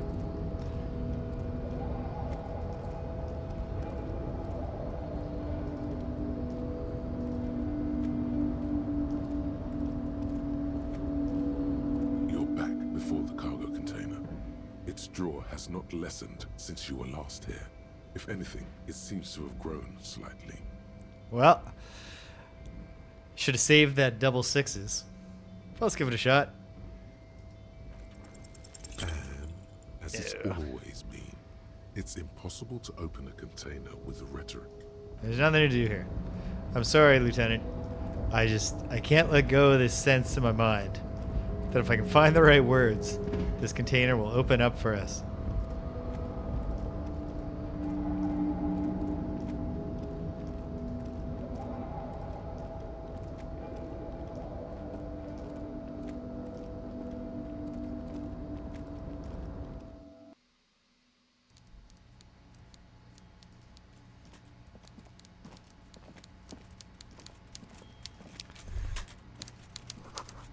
It's not a fishing rod, is it? It's...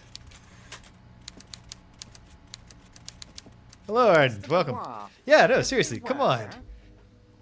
And I'm sure it didn't give us the rhetoric, but I'm sure I said please. I'm playing a very polite Harry Dubois. Every worker, a member of the board? He leans towards me, waiting for me to complete the sentence. That's right, Mr. Dubois. He nods in approval. The socialist democratic fervor now burns in your heart, too. How Yeah. can I help you today? Yep. It's done. Mailed the signatures you asked me to mail. The golden boy returns once more. Wonderful. Simply wonderful, Harry. Claps his hands together like a child who's been offered cotton candy. I already knew this. How did you know? My friend, the mailman, confirms the letter is on its way. You've done a great thing today. You've given the children of Martinez a future and proven to be a true man of the left. I can finally trust you now. Oh, thank goodness. You're in my inner circle. You too, Mr. Kitsuragi. He nods to We the can lieutenant, talk about smiling anything. broadly. The strike, the murder, your lost gun, nothing is off the table. Well, that's great news. Judging from how happy he is, it looks like you did it. He doesn't appear to suspect trickery. Yeah. No, absolutely. That's... Both of us, true men of the left. Well done, sire. By guile and deceit, you're in. And by one... no. We guile and deceit and honestly doing the other thing of unlocking Gary's door. You don't know his full plan. Perhaps he expected trickery. Perhaps the signatures weren't important. The point is, do not think you're ahead of him. Well, let's get right down to business. Evrart, can I have my gun? Harry, I've got to be honest with you. He turned solemn. Your gun was found 2 days ago. Withholding this information weighed heavily on me. Oh, I can tell. It had to be done. Fine. All right. Where is it? An old woman has it, and let me tell you, Harry, word on the street is she's a character. So watch out. Oh. This must be the woman who bought the gun from Roy. The one he described as terrifying. So the gun's still with the woman who bought it from Roy. Yes, the same one. I see you've done your research. The pawn shop made the gun easy to track. Crazy He stuff, smiles, Harry. shakes his head in wonderment. Selling your gun like that? Wild. Anyway. I was just trying to cut down on the degree to which I, threatened to kill myself in front of people. You can tell. You can tell that he's even with his nice big chair, he just doesn't feel comfortable with all the shame. Gonna help you fix it. He winks at you. Don't worry, Harry.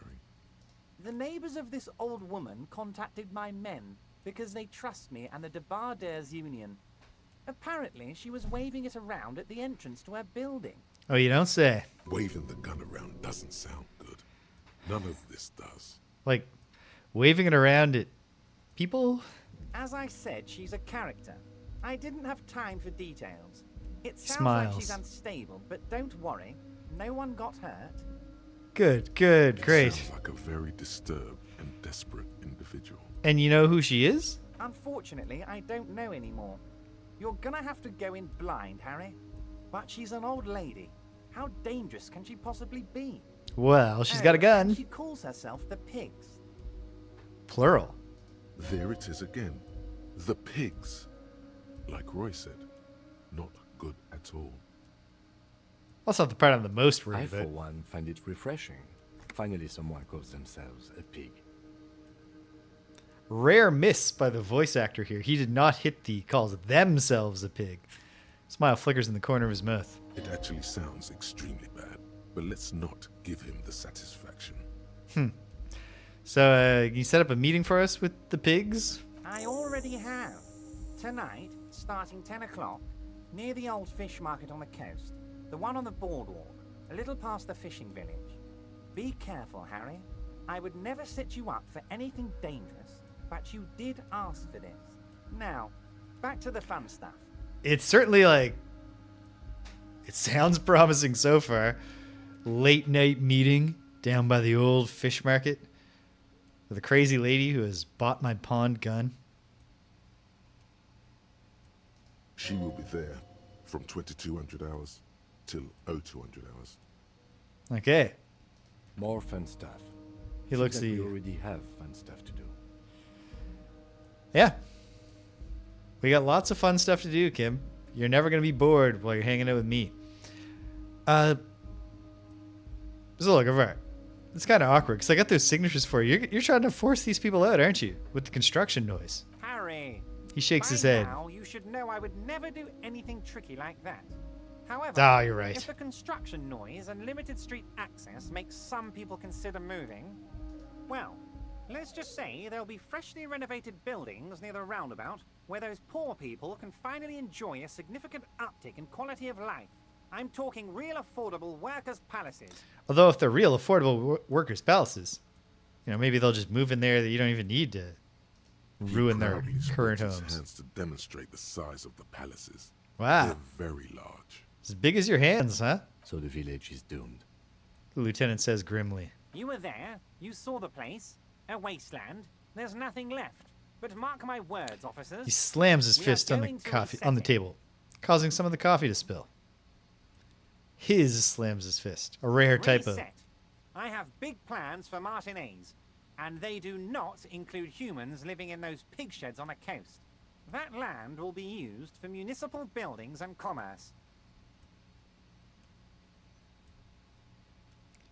What do you mean, Harry, Mr. Clare? imagine a youth centre supermarket church complex, employing hundreds, no, thousands of people. The coast will be lit up with enterprise and life. All those ruins out there turned into low-income housing. And if you consider just compensating Harry, the people. enough is enough. We're taking this district back. The war was 50 years ago, for God's sake.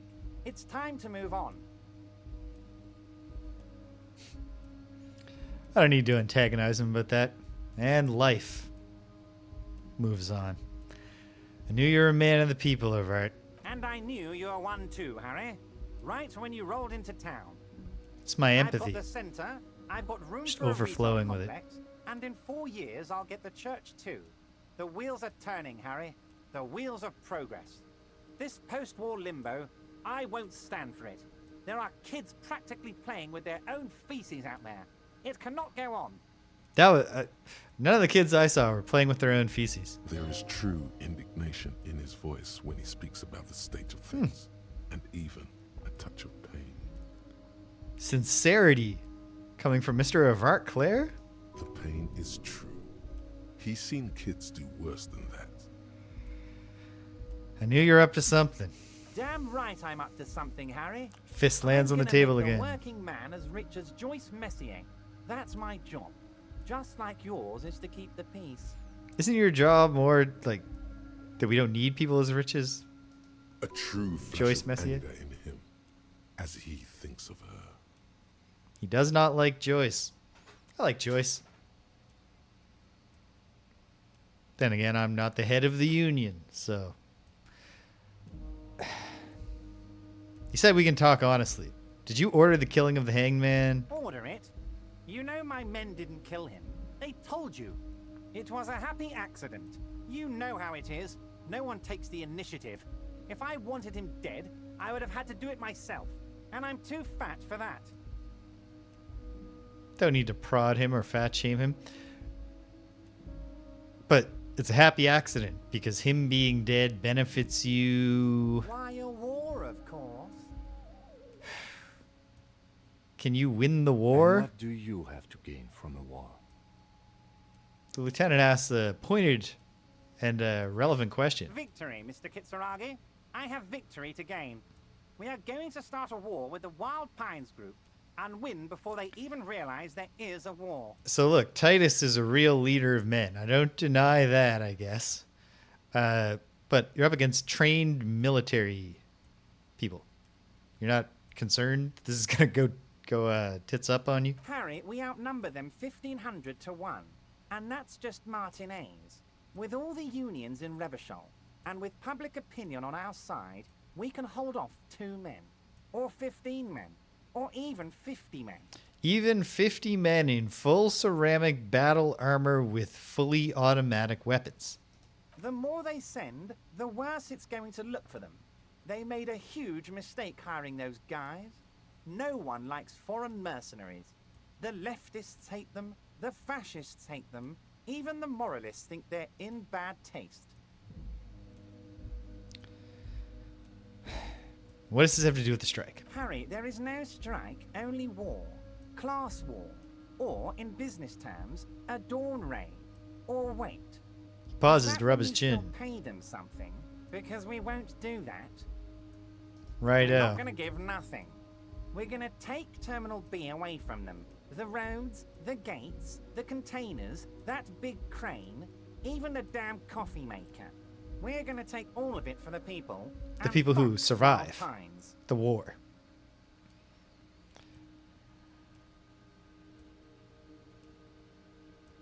Yep. This is poorly thought out, Evrart. But what do you know?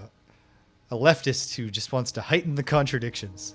The word fuck. And it's not rings necessarily like a gunshot from his mouth. seeming like a well thought out He plan. doesn't swear often. Not saying every leftist is like that. I'm saying specifically the types of leftists who are like, let's heighten the contradictions. It'll be good if Trump gets elected. For the left, somehow. So that's why you haven't let Joyce in? Yes. It's also why I let that midget Gaumont go. He's too Little nuts. person. I can't put him through this. Plus, he knows how to get in here. That woman can't tell her tits from her asshole. She has no chance. I'm almost certain that that's an exaggeration. Tits from her asshole. It's a local saying. So you're telling me all your plans. Because we're friends, Harry. Besides, it doesn't matter now. Well, that's sweet. You can go tell her if you want. It won't change the course of events. We have a significant head start. Do you? It's already happening.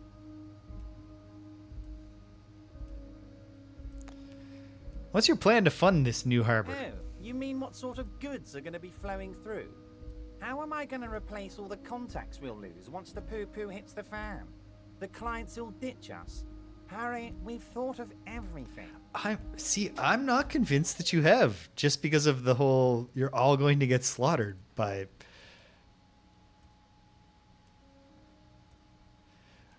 Well, I've met him in an equal spirit of friendship, with the forged signatures.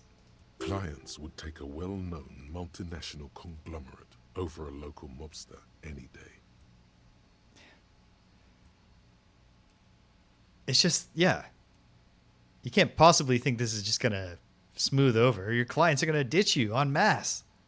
Sure, some will go, but mark my words.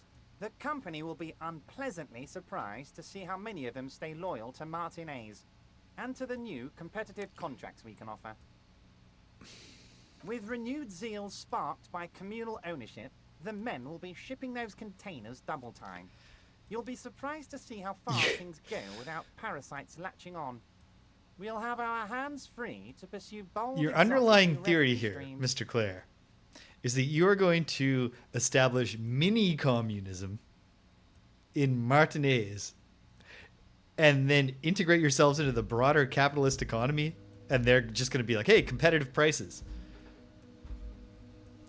Maybe a little bit too much materialism in your theory here. That's drugs. Thank you, Brain. Drug trafficking. Thank you, Lieutenant. Drug trafficking? Don't be stupid, Mr. Kitsuragi. There are perfectly legal, 100% ethical chemical factories on the Samaran Isola. You don't need to be colonialist about it. Check your privilege, Lieutenant. All they do is produce components to keep the pharmaceutical industry running. That's Yeah. people's health we're talking about. Old grannies, little babes, people with disabilities. You can tell I'm well into my detox. He talked about exotic new revenue streams, and I didn't just start like, okay, you got anything I can sample?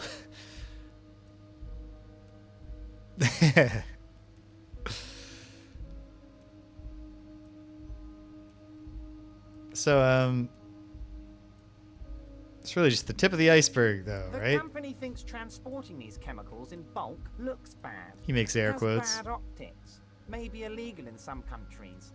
The Debarders Union, however, we're all about the large volume column.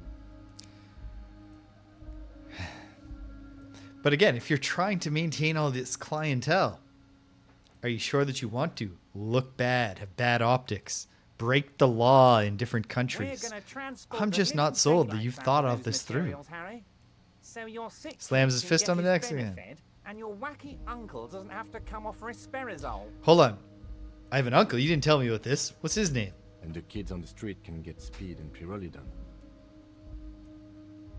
I'm an old-fashioned guy, Mr. Kitsuragi. I sometimes grab a beer with the boys, but I have no idea about the things you just mentioned. He smiles.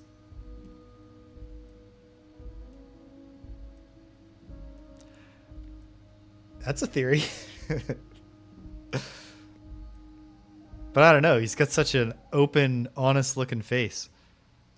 But if I were to supply ingredients for some sort of rainbow party, I would make sure the Union took a fantastic share. And I'd keep that stuff far away from Martinez. Allegedly. Ruby helping out with any of this? Harry, if I was supplying raw materials to drug manufacturers, I would need an army of rubies. And that's the second voice actor missing the emphasis. I would need an army of rubies. Understood. I'm not going to report it, but drugs are a no-go for me from now on. Clean and sober. It's not a well-put-together plan, and I'm not going to say that. Well, this is all very interesting stuff, Evrart, but I really just want to solve the murder. You know why you're such a good detective, Harry? You don't get sidetracked. You I care thought you about knew the everything people you're about me, supposed to protect, Evrart. not How some can you say? citizens that may or may not be unethical. But that's not the proper reading for Evrart Clare, who is never subtle. Anyway, let's not focus on the sensationalism of the drug trade. This hypothetical drug trade is all anyone ever seems to be interested in. It would only be a small part of the harbor's turnover, just like the harbor is, but a small part of Martinez. I'm just gonna shake my head silently. Let's look at the big picture. Martinez as a whole. There are little girls out there with dreams of making music. Yeah, but you want to bulldoze the church. Models who want to walk catwalks and steel welders who want to weld steel. Yep. I'm going to unite them all into one economic body. We're going to incorporate this place to Kingdom Come. I haven't. Everyone's going to be in on the wealth, and everyone's going to pull their weight. But I'm going to go peek at it right now. Evrart Clare original portrait. Excuse me a moment while I can't see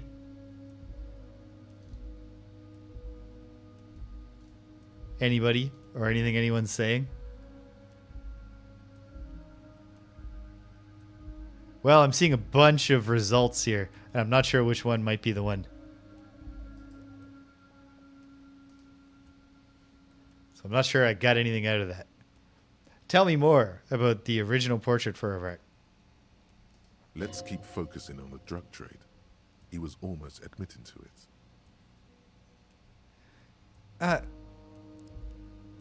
it. For a minute, I'd like to set aside the big picture of Evrart. Just let's talk about the drug trade that you've kind of tiptoed right up to saying you're going to get started here. No, Harry. That's boring. He sighs. All right, it's gone. The hypothetical raw materials trade is off the table. It's such a small and insignificant slice of revenue, I'm cutting it. Okay, good.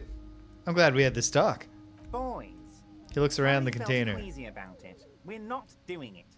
Can we talk about my beautiful incorporated Martinez and its many-sided business ventures now? This bold new vision of incorporated social So all the alternate offering- things that I saw were just fan art, probably.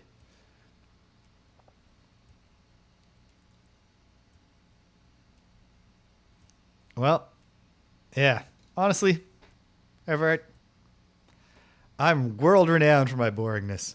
I'm just gonna not Harry, judge. The length you're willing to go to keep your nose clean is remarkable. He stares at you will lovingly. always have a warm bed in Mr. Clare's household, my friend, and a special place in the future of Martinez.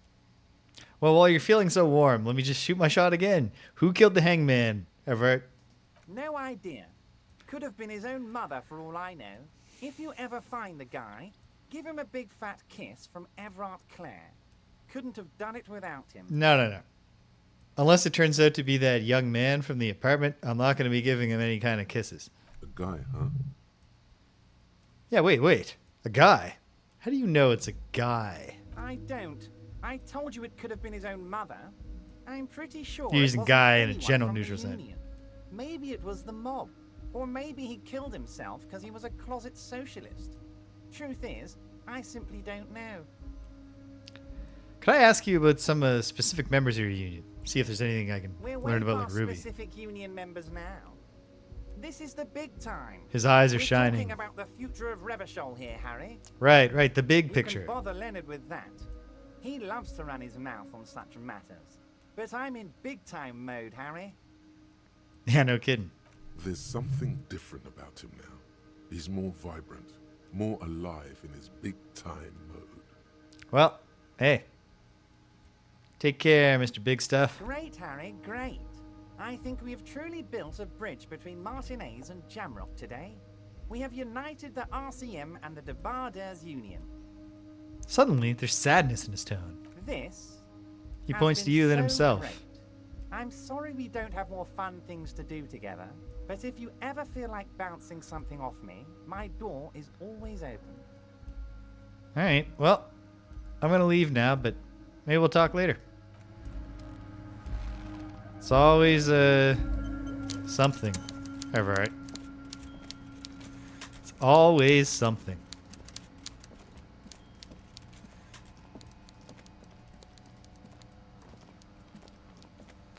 Well, maybe Leo. could tell us something. Who knows? Oh, hey, mister. I knew you'd be back to talk with old Leo here. Looking easy. Yes, I did. It's like Lady Larice said when she opened a bathhouse in the basement of my apartment building. They can only get so far before they're aching to get back. And lots of folk really did keep coming back. Yeah. Righto. Can I ask you some questions, Leo? No trouble at all, mister. No trouble at all. It's like that old saying goes, wisdom withers if not shared. Righto. And old Leo is always up for sharing. Well, Leo, you seem to know like everyone. Can I ask you those people? Mr. Evrart doesn't really want me to talk to people about union guys. But who did you want to talk about? I was hoping I could ask him about Ruby. But, well, let's go through. You keep mentioning Edgar. Mr. Edgar is Mr. Evrat's brother. Right, of course, I knew that. Younger, he does. But a very smart fellow. Very smart fellow indeed. He's away on some union business. Not even in Revershaw, they say. Let's let him go. Let him cook. All kinds of places he visits. Him and his brother both do when they're on a vacation. Right now, it's Mr. Evrat's turn to look after the union. But last year he spent a whole winter in South Africa. Chuckles. Left with the first autumn rains and didn't come back before the trees were green again. Sounds nice. What about Manana there? He's a union man through and through. Good guy. Falls silent, He's hesitating. very calm, laid back, doesn't do much, talks to Evrart sometimes. Sure. Honestly, I don't know what he does for us, but it must be important because everybody likes him. Yes, they do. I think that's what he does. He makes everyone feel a little better. The vibes are immaculate. Oil for the wheels. Much needed in stressful times like these. What about, you know, Nazi boy there, Measurehead. Whoa, he's really something. Little man starts laughing. He doesn't talk much to me usually, but when he does, I don't really understand most of what he's saying. Suddenly falls quiet. I don't think he would like me running my mouth about him like that. Oh, I'm not gonna rat. Once I'm not he gonna said snitch. He's a dragon to this mob fellow who came picking a fight with some union men. I think he really believes Jean-Luc was a dragon because he ran right off.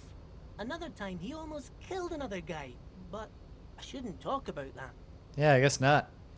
How about Titus? Oh, Titus is a longshoreman through and through. No kidding. He was born on a boat, they say. His veins are probably filled with salt water, I tell you. He's rubbing a patch on his elbow Nice, while he says friendly this. sort old Titus is.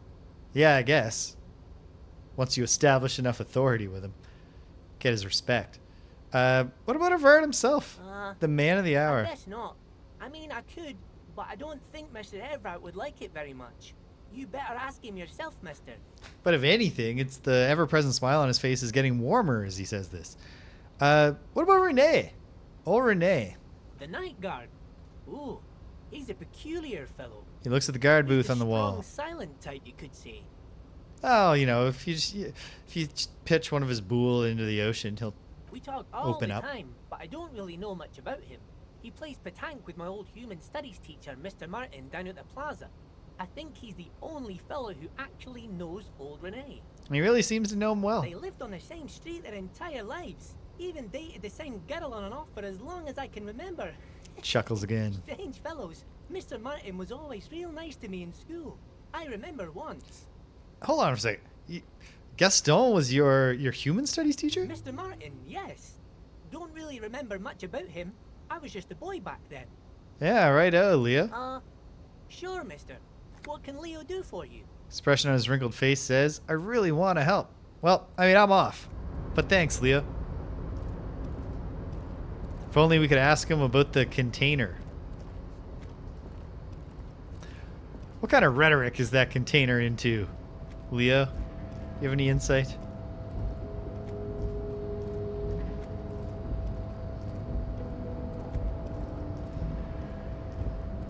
Alright, so it's time to make our way back.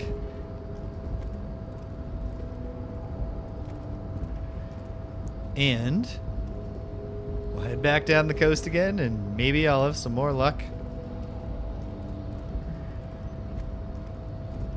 getting stuff to happen.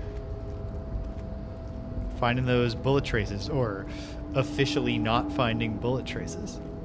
Maybe Joyce will let us use her boat if we give her some information from Evrart. I mean, there's certainly no reason not to go try and talk to Joyce, see if there's new dialogue with her. playing both sides against the middle, so to speak. Well, playing both sides for the middle, since we're trying to stop everybody in the middle of this from being slaughtered. Wonder if I don't remember what skill it was. Can I do the make up a name check again? No. How can I help you now? Just stopping to say hi. Good talking to you, man. I'll call you mañana.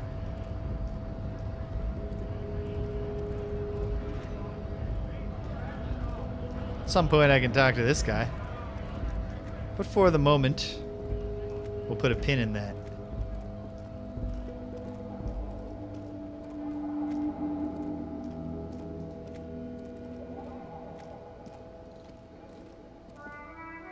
Too stubborn to use fast travel.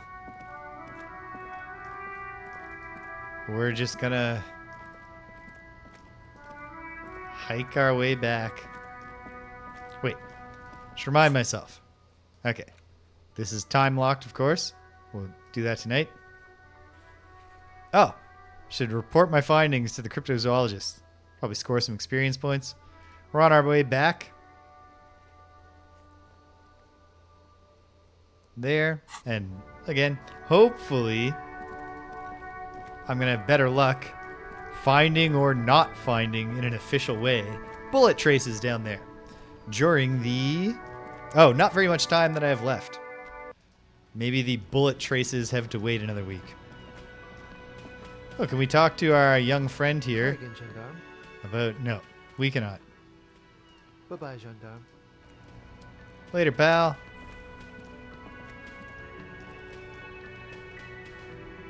Hey, Lena. Oh, hello, sweetie. So nice to see you again. It's great to see you too. That's all for now, ma'am. If only the two of you were a single entity. I didn't have to keep on guessing. I think I almost have it. A new trap design, that is. I know you're skeptical, but I have a good feeling about this. It's the scientific mind has to be skeptical. But hey, you're designing new traps. I'm securing your new traps. Because I talked to my little piece of shit kid, Cuno out there, and he promised. Well, not in so many words, but he's not going to steal your Locust anymore. So it was just a child. He purses his lips, crestfallen. Well, not just any child, like a real piece of shit child. Thank you for telling us, sweetie. She turns to smile gently up at her husband. It means we can try again. If at first you don't succeed, Something or is at second, or seeping third, into or confidence. fourth. It's not this Cuno kid or the missing Locusts. It's something else. The fact that this whole thing's bullshit? Yeah, you're right. We just need to restock the empty trap. Then we'll need to inspect the traps one more time. And then maybe we can. Ooh. Breaks into a hideous coughing fit. He has a 38-degree fever. His resilience has given way. Darling, I told you to take it easy. You're getting sick. Maybe it's time to go home. You're right, you're right. He breathes carefully, come back not to next start coughing season again. when it's warmer. There won't be a next season. Not for this. Find a phasmid or admit defeat, people.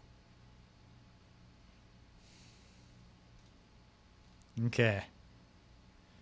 Man, really feeling like this is taking up a lot of time that we should be devoting to our police work. Sweetie, you've helped us so much already. Everyone would understand if you... Yeah. And, I mean, more importantly, though, it's really just not worth risking your health. I think, Morrell, I think Lena's right. It's time to call it a day. It's time to go home. Dear Morrell.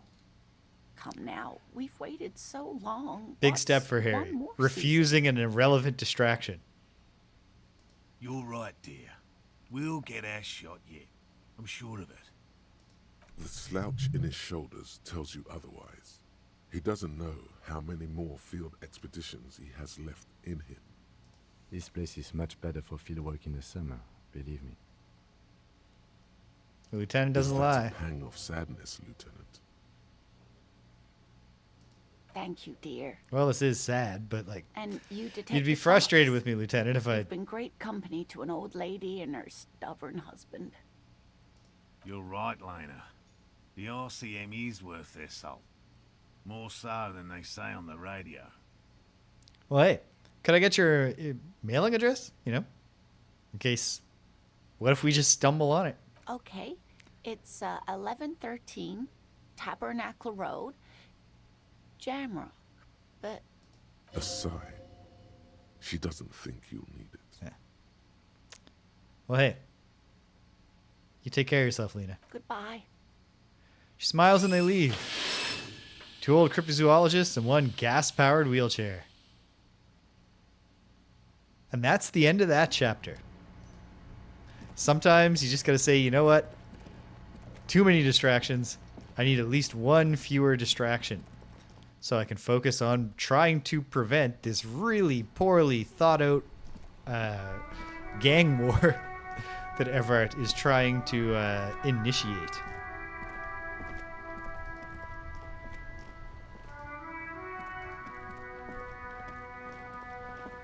See if we can talk to Gaston about how he was a teacher. It is such a pleasure to see you again, officer. How may I head the citizens' militia on this fine day? Ah, don't worry about it, Gaston. Just saying hi. Your aim is fine, Renee. It's the bools that are off.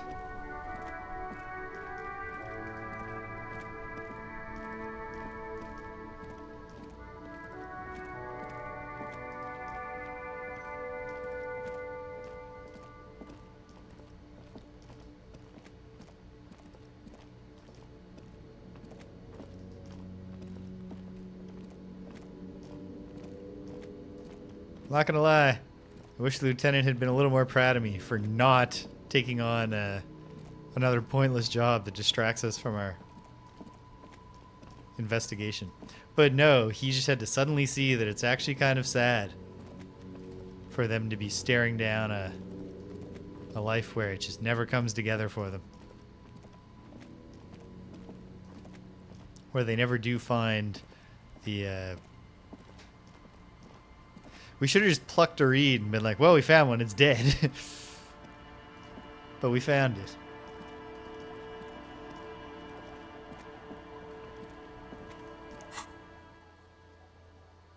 Okay. Soona wandering for the shot. Are our 2 big things here. I'll definitely get the Soona thing done and then quite possibly nothing else. But that gives us a clear focal point for next time, which is to do the same thing I was hoping I would get done today. Walking around. Can we bust in this time? No, we can't. Is there some secret way? No. Like, can we do something cartoonish? Can we get a saw? Take out part of her floor? Lieutenant boosts me up from below.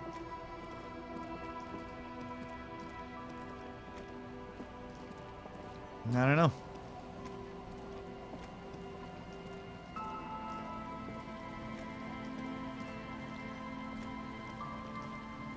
If I look at the map again for a moment.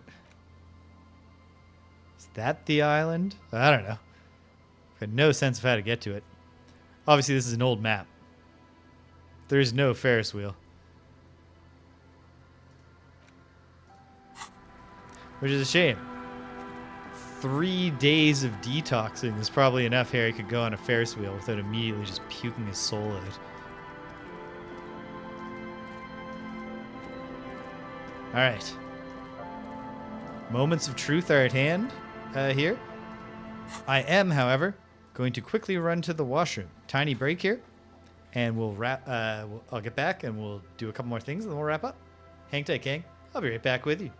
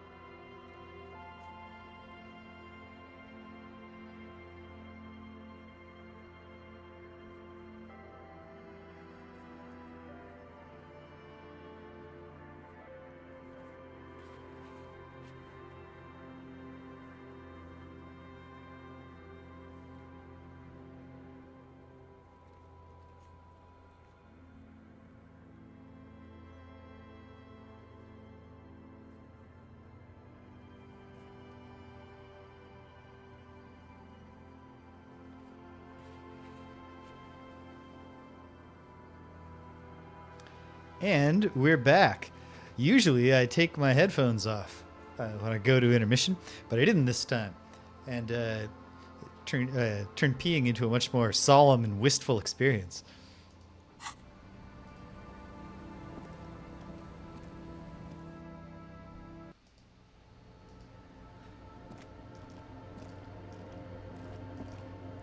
We got good news. Told you we'd find this sooner rather than later. Ha ha ha. Yes, what is it? The lieutenant finally abandons the case. About the off-site copy. Yes? I brought it to you. Thanks. Looks like it's the one. So, now what? Now I'm going to print it out to see what's left of it. She's already inserted it into the radio computer's core. Ready to close the door. Wait. No.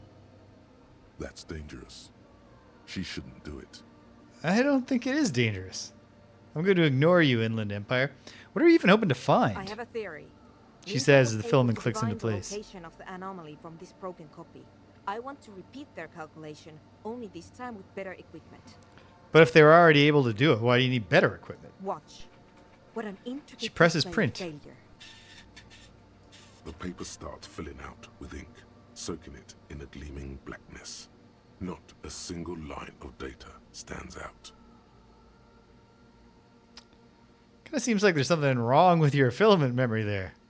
It's just... Soona doesn't reply, her hands running over the printout. She's looking for something. For her morning star. Eyes scouring the millimeters. Here. I She found suddenly it. says, raising her ink-stained fingertip. Where? Hold on.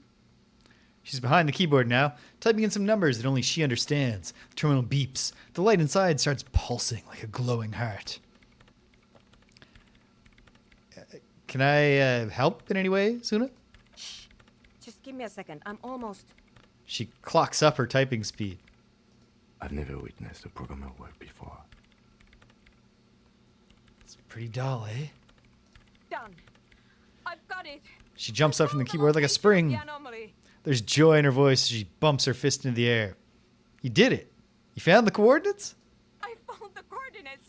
She lets out a celebratory laugh. She's beaming. You can feel it in your heart. Well, jeez, congratulations. Thank you. She yells back with a grin. Time for a celebratory drink, perhaps. No.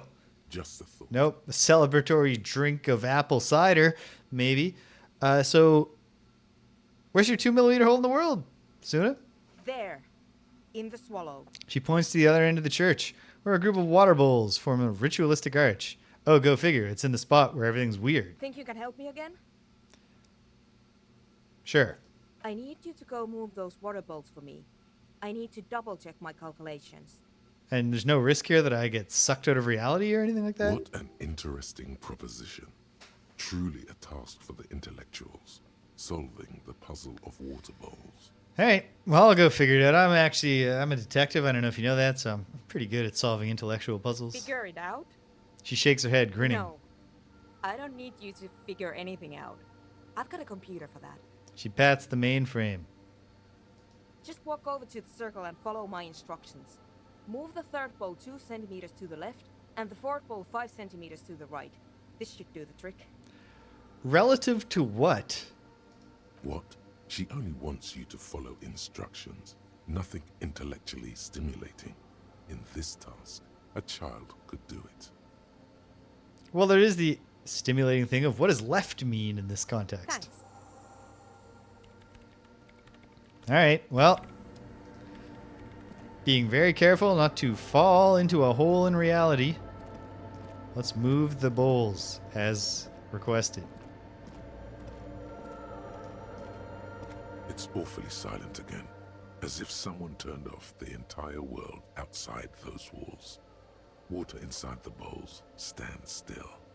Measurements have been marked down around the bowls, each chalk-drawn line representing a centimeter on the floor. And hopefully there's arrows. Well, let's move the third bowl from the left, 2 centimeters away. It moves like a ghost without creating a single trace of sound. It's creepy. This task is an insult to your mental skills. No, it's fine. It's fine. It's fine. Let's move the fourth bowl from the left 5 centimeters to the Water right. spills out of the bowl, wetting the floor. Lieutenant, don't tell Soona I did that. The lead programmer sends you an encouraging thumbs up from across the hall. Time to run back, or maybe walk. This is a sacred place, after all. And also, there's a lot of cables on the floor. I don't want to trip. As we have learned, trip at the wrong angle and you could literally kill yourself. Hey, Soona. Yes, what is it? Move the bowls. Fucking Cuno could have moved the bowls. It was that easy. But anyway, what now? Great. Everything should be aligned now. She stops, biting into her chapped lip. Miss Know-It-All is hesitating. What's wrong, Miss Know-It-All? Yeah. Nothing. She snaps out of the lull. Now the only thing left to do is to unmute the headphones. Okay. Do you need me to do that? If we got the location right, we should then be able to hear whatever sound this anomaly makes. Why do you have your headphones on mute in the first place? Honestly, She's avoiding your I'm a little gaze. scared. But isn't just the sound of nothing going to be silence? I don't know. She That's stares why at the I'm heart of her scared. computer. I don't know. It could be anything. I guess. I mean, what sound does the nothing make? Probably How nothing. can you even listen to something that doesn't exist? It probably sounds like nothing. She turns to face you, the mainframe throwing shadows on her chin. What if silence is only what surrounds it, but the swallow itself is... She grows silent, her face very pale in the cold light of electricity. The swallow itself is what? I don't know. I'm just scared. Maybe it's going to be something terrifying. Maybe it's going to tear the world apart. I think you're overthinking this. Soona. Maybe. Maybe She I'm rubs just her tired. face. Well, you don't look like you've been getting a lot of sleep. Let's think about this logically. Why would nothing be terrifying if it's, well, nothing? Yeah, why would we make the assumption that something with no presence, existence, or qualities has to be terrifying? Because it reminds us of death. Yes. And we humans tend to think that death is pretty scary. And yet, why would we assume that something that has no presence, existence, or qualities has to be terrifying? Death is scary. You can't just start over again. Or can you? Yeah, death is scary, but like, it's also so far off. I'm only 40 years old. In reasonably good shape. Got exciting new things going on in my life. All right. Well, listen, it's scary, but gotta face it. Yeah, you're right. She Let's breathes do it. in. She puts on her oversized headphones, ready to press unmute on the keyboard. They've got a button for that? The lieutenant takes a step back. And then, nothing. Nothing happens as Soona, Loken and Kilda presses Soona, unmute on her not keyboard. Soona. Nothing Soona. but silence. You can hear some small animal cross the floor in the chancel. It's that quiet in the sanctuary. I'm going to contribute to the nothing. She doesn't talk. Her eyes closed and brows knitted together in a state of deep focus. One hand cupping the headphone. Well, Damn it. she lets out a loud sigh before tearing off her headphones. She's still avoiding your gaze. Come on. Did you hear anything? No, of course not. She says, Nothing clearly happened. disappointed. Let's move on. Despite her fear, she was hoping for something extraordinary to take place. Well, hold on. What do you mean? When you say nothing happened, like, did you find the swallow? No, She rests her face on her hands, massaging the forehead.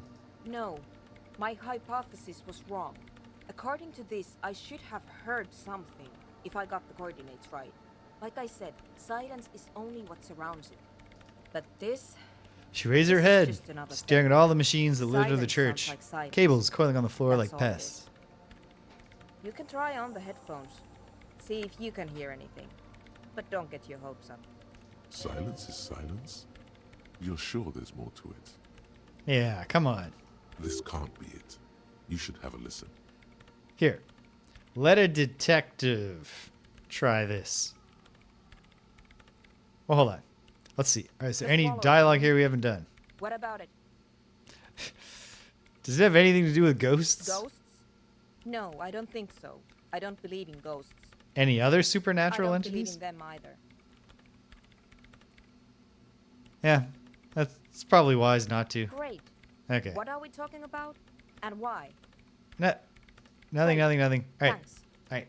Come on. Give me the headphones. See if I can do a double 6 here. All you hear is your own breathing, heavy and hoarse from all the nights spent drinking. It's the breath of an old man. Old but there's before... something else. No, hold on. There's something. There has to be something big, something unexpected, something new, yet to be discovered.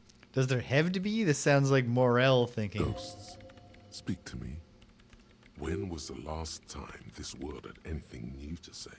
Ooh, terrible failure of conceptualization. Well, did you hear anything? No, nothing. Silence. Yeah. Her voice is bitter with disappointment. The lieutenant looks down at the floor, as if to say, you're wasting time here. Lieutenant, you're never wasting time when you're helping some street kids start up their own little rave. Maybe the speed freaks can help you with this. Go talk with Andre. Yeah. Yeah, why don't we talk to the little tweakers? I guess that's where I'll start next time. Because here is the time for me to shut down. I don't want to. And yet I must, because we got to get supper going.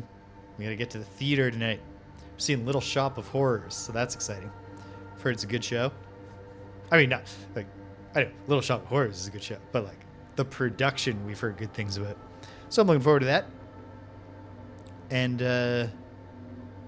I'll be looking forward to more of this as soon as we can play, which will be next weekend at some point. Maybe multiple times. We got a long weekend coming. But I probably need to use some of that long weekend to mark papers and stuff. Try to get this term done. Lots to do. I don't think this has ever been necessary, but I always try to do it. Throw down an official save. We're saved up. Back to the main menu. And yeah, cool. So, what's coming up here at 58 Dream Street? Check it out. Tomorrow, as part of this topsy-turvy weekend where we play Disco Elysium on Saturday, tomorrow I will be taking a break, and my drag persona, Jamie Rose, will be making her latest appearance, her 4th appearance here at 58 Dream Street. She's playing Leisure Suit Larry in the Land of the Lounge Lizards, and I'm optimistic that maybe she can finally... well, she got Larry laid, but it didn't count because it wasn't True Love's lay. So we're going to try to get him truly laid in an emotional and physical sense. So hopefully that works out. And even if it doesn't, on the plus side, you'll get to see me dressed up like a beautiful girl. So I'm excited for that. Hope you are too. Do my Fran Drescher impression. We'll all have fun. So that's tomorrow. Then, well, probably this week isn't the week to start ramping up my streaming. But maybe it will be. If I get a chance, I'll pop on. Maybe I'll play some Adventures of Lolo. Maybe I'll play something else. There's no telling what I might do. But I could do something. Come Wednesday, Gregory will be here. We're beating him up, as we always do. Trying to play all the beat 'em ups, at least through 1993. We're going to check out some more of Mazin Saga Mutant Fighter for the Sega Genesis, because it's been a really cool game so far. One of the better console beat 'em ups we played recently. Really enjoying it. Feeling like it's bound and destined for the boss tier. It's a neat game. And then, time allowing, we'll head back to the Nintendo Entertainment System to check out Konami's Batman Returns. So that'll be cool. Does it follow the lineage of like their Ninja Turtles, Simpsons games? Does it follow the lineage? Probably doesn't follow the lineage of Crime Fighters. Who knows?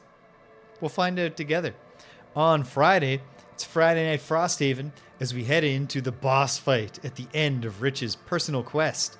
If we can defeat this boss, which we probably won't in a single night, but you never know. If we defeat the boss, Rich retires the pain conduit, and he gets to play as a new character, the Savas Pyroclast, which is exciting for Rich because back in Gloomhaven, the character Rich spent the most time with was the Savas Craigheart. And the Pyroclast kind of sounds like the Craigheart, but with lava rocks instead of just normal rocks. So that's cool, and that should be fun and exciting. So we're looking forward to that. We'll get a real fire and ice thing going with my Snow Dancer and his Pyroclast, and Greg caught in the middle, playing as the Hive, and possibly Danielle as the Deathwalker. She's not coming back for the boss fight, but she keeps insisting she is going to return. So hopefully soon. Yeah. And then it'll be Saturday, but we'll be back on the other Saturday schedule. And so, as tradition goes on Saturdays lately, if there's time for me to get into full drag, we'll have Jamie back. Who knows what she'll be playing? Will it still be Leisure Suit Larry? Will it be something new? I don't know. Otherwise, it'll be me trying to finish off Space Quest 6, the Spinal Frontier. And then before you know it, it'll be Sunday, and we'll be back playing more Disco Elysium, which I'm looking forward to a lot. I wish I was playing more right now, but I don't have time. I gotta stop. Wish I was playing tomorrow, but no, because it wouldn't make any sense to drop Jamie in to play this. And I am looking forward to Jamieing up, so that'll be fun. Yeah, cool. That's it. That's all. Ho ho! Good work, Cedric. You'll be ready to drop hints if she needs them, which she very well may. Although, as we've discovered, Jamie is much more willing than I. Just be like, fuck it, I'm looking up the answer. I don't want to just stand here all day. Will we play more blackjack? Will we talk to the hot receptionist upstairs at the hotel, at the casino? Time will tell. That's it, that's all, and that's all there is. So if you stuck around to the end, thanks for sticking around to the end. If you came and you left, you can't hear my voice. Well, I'm glad you stopped by anyway. So thanks for stopping by. And until the next time, when we're moping around down by the shore together, take care of yourselves and be kind to everyone you meet.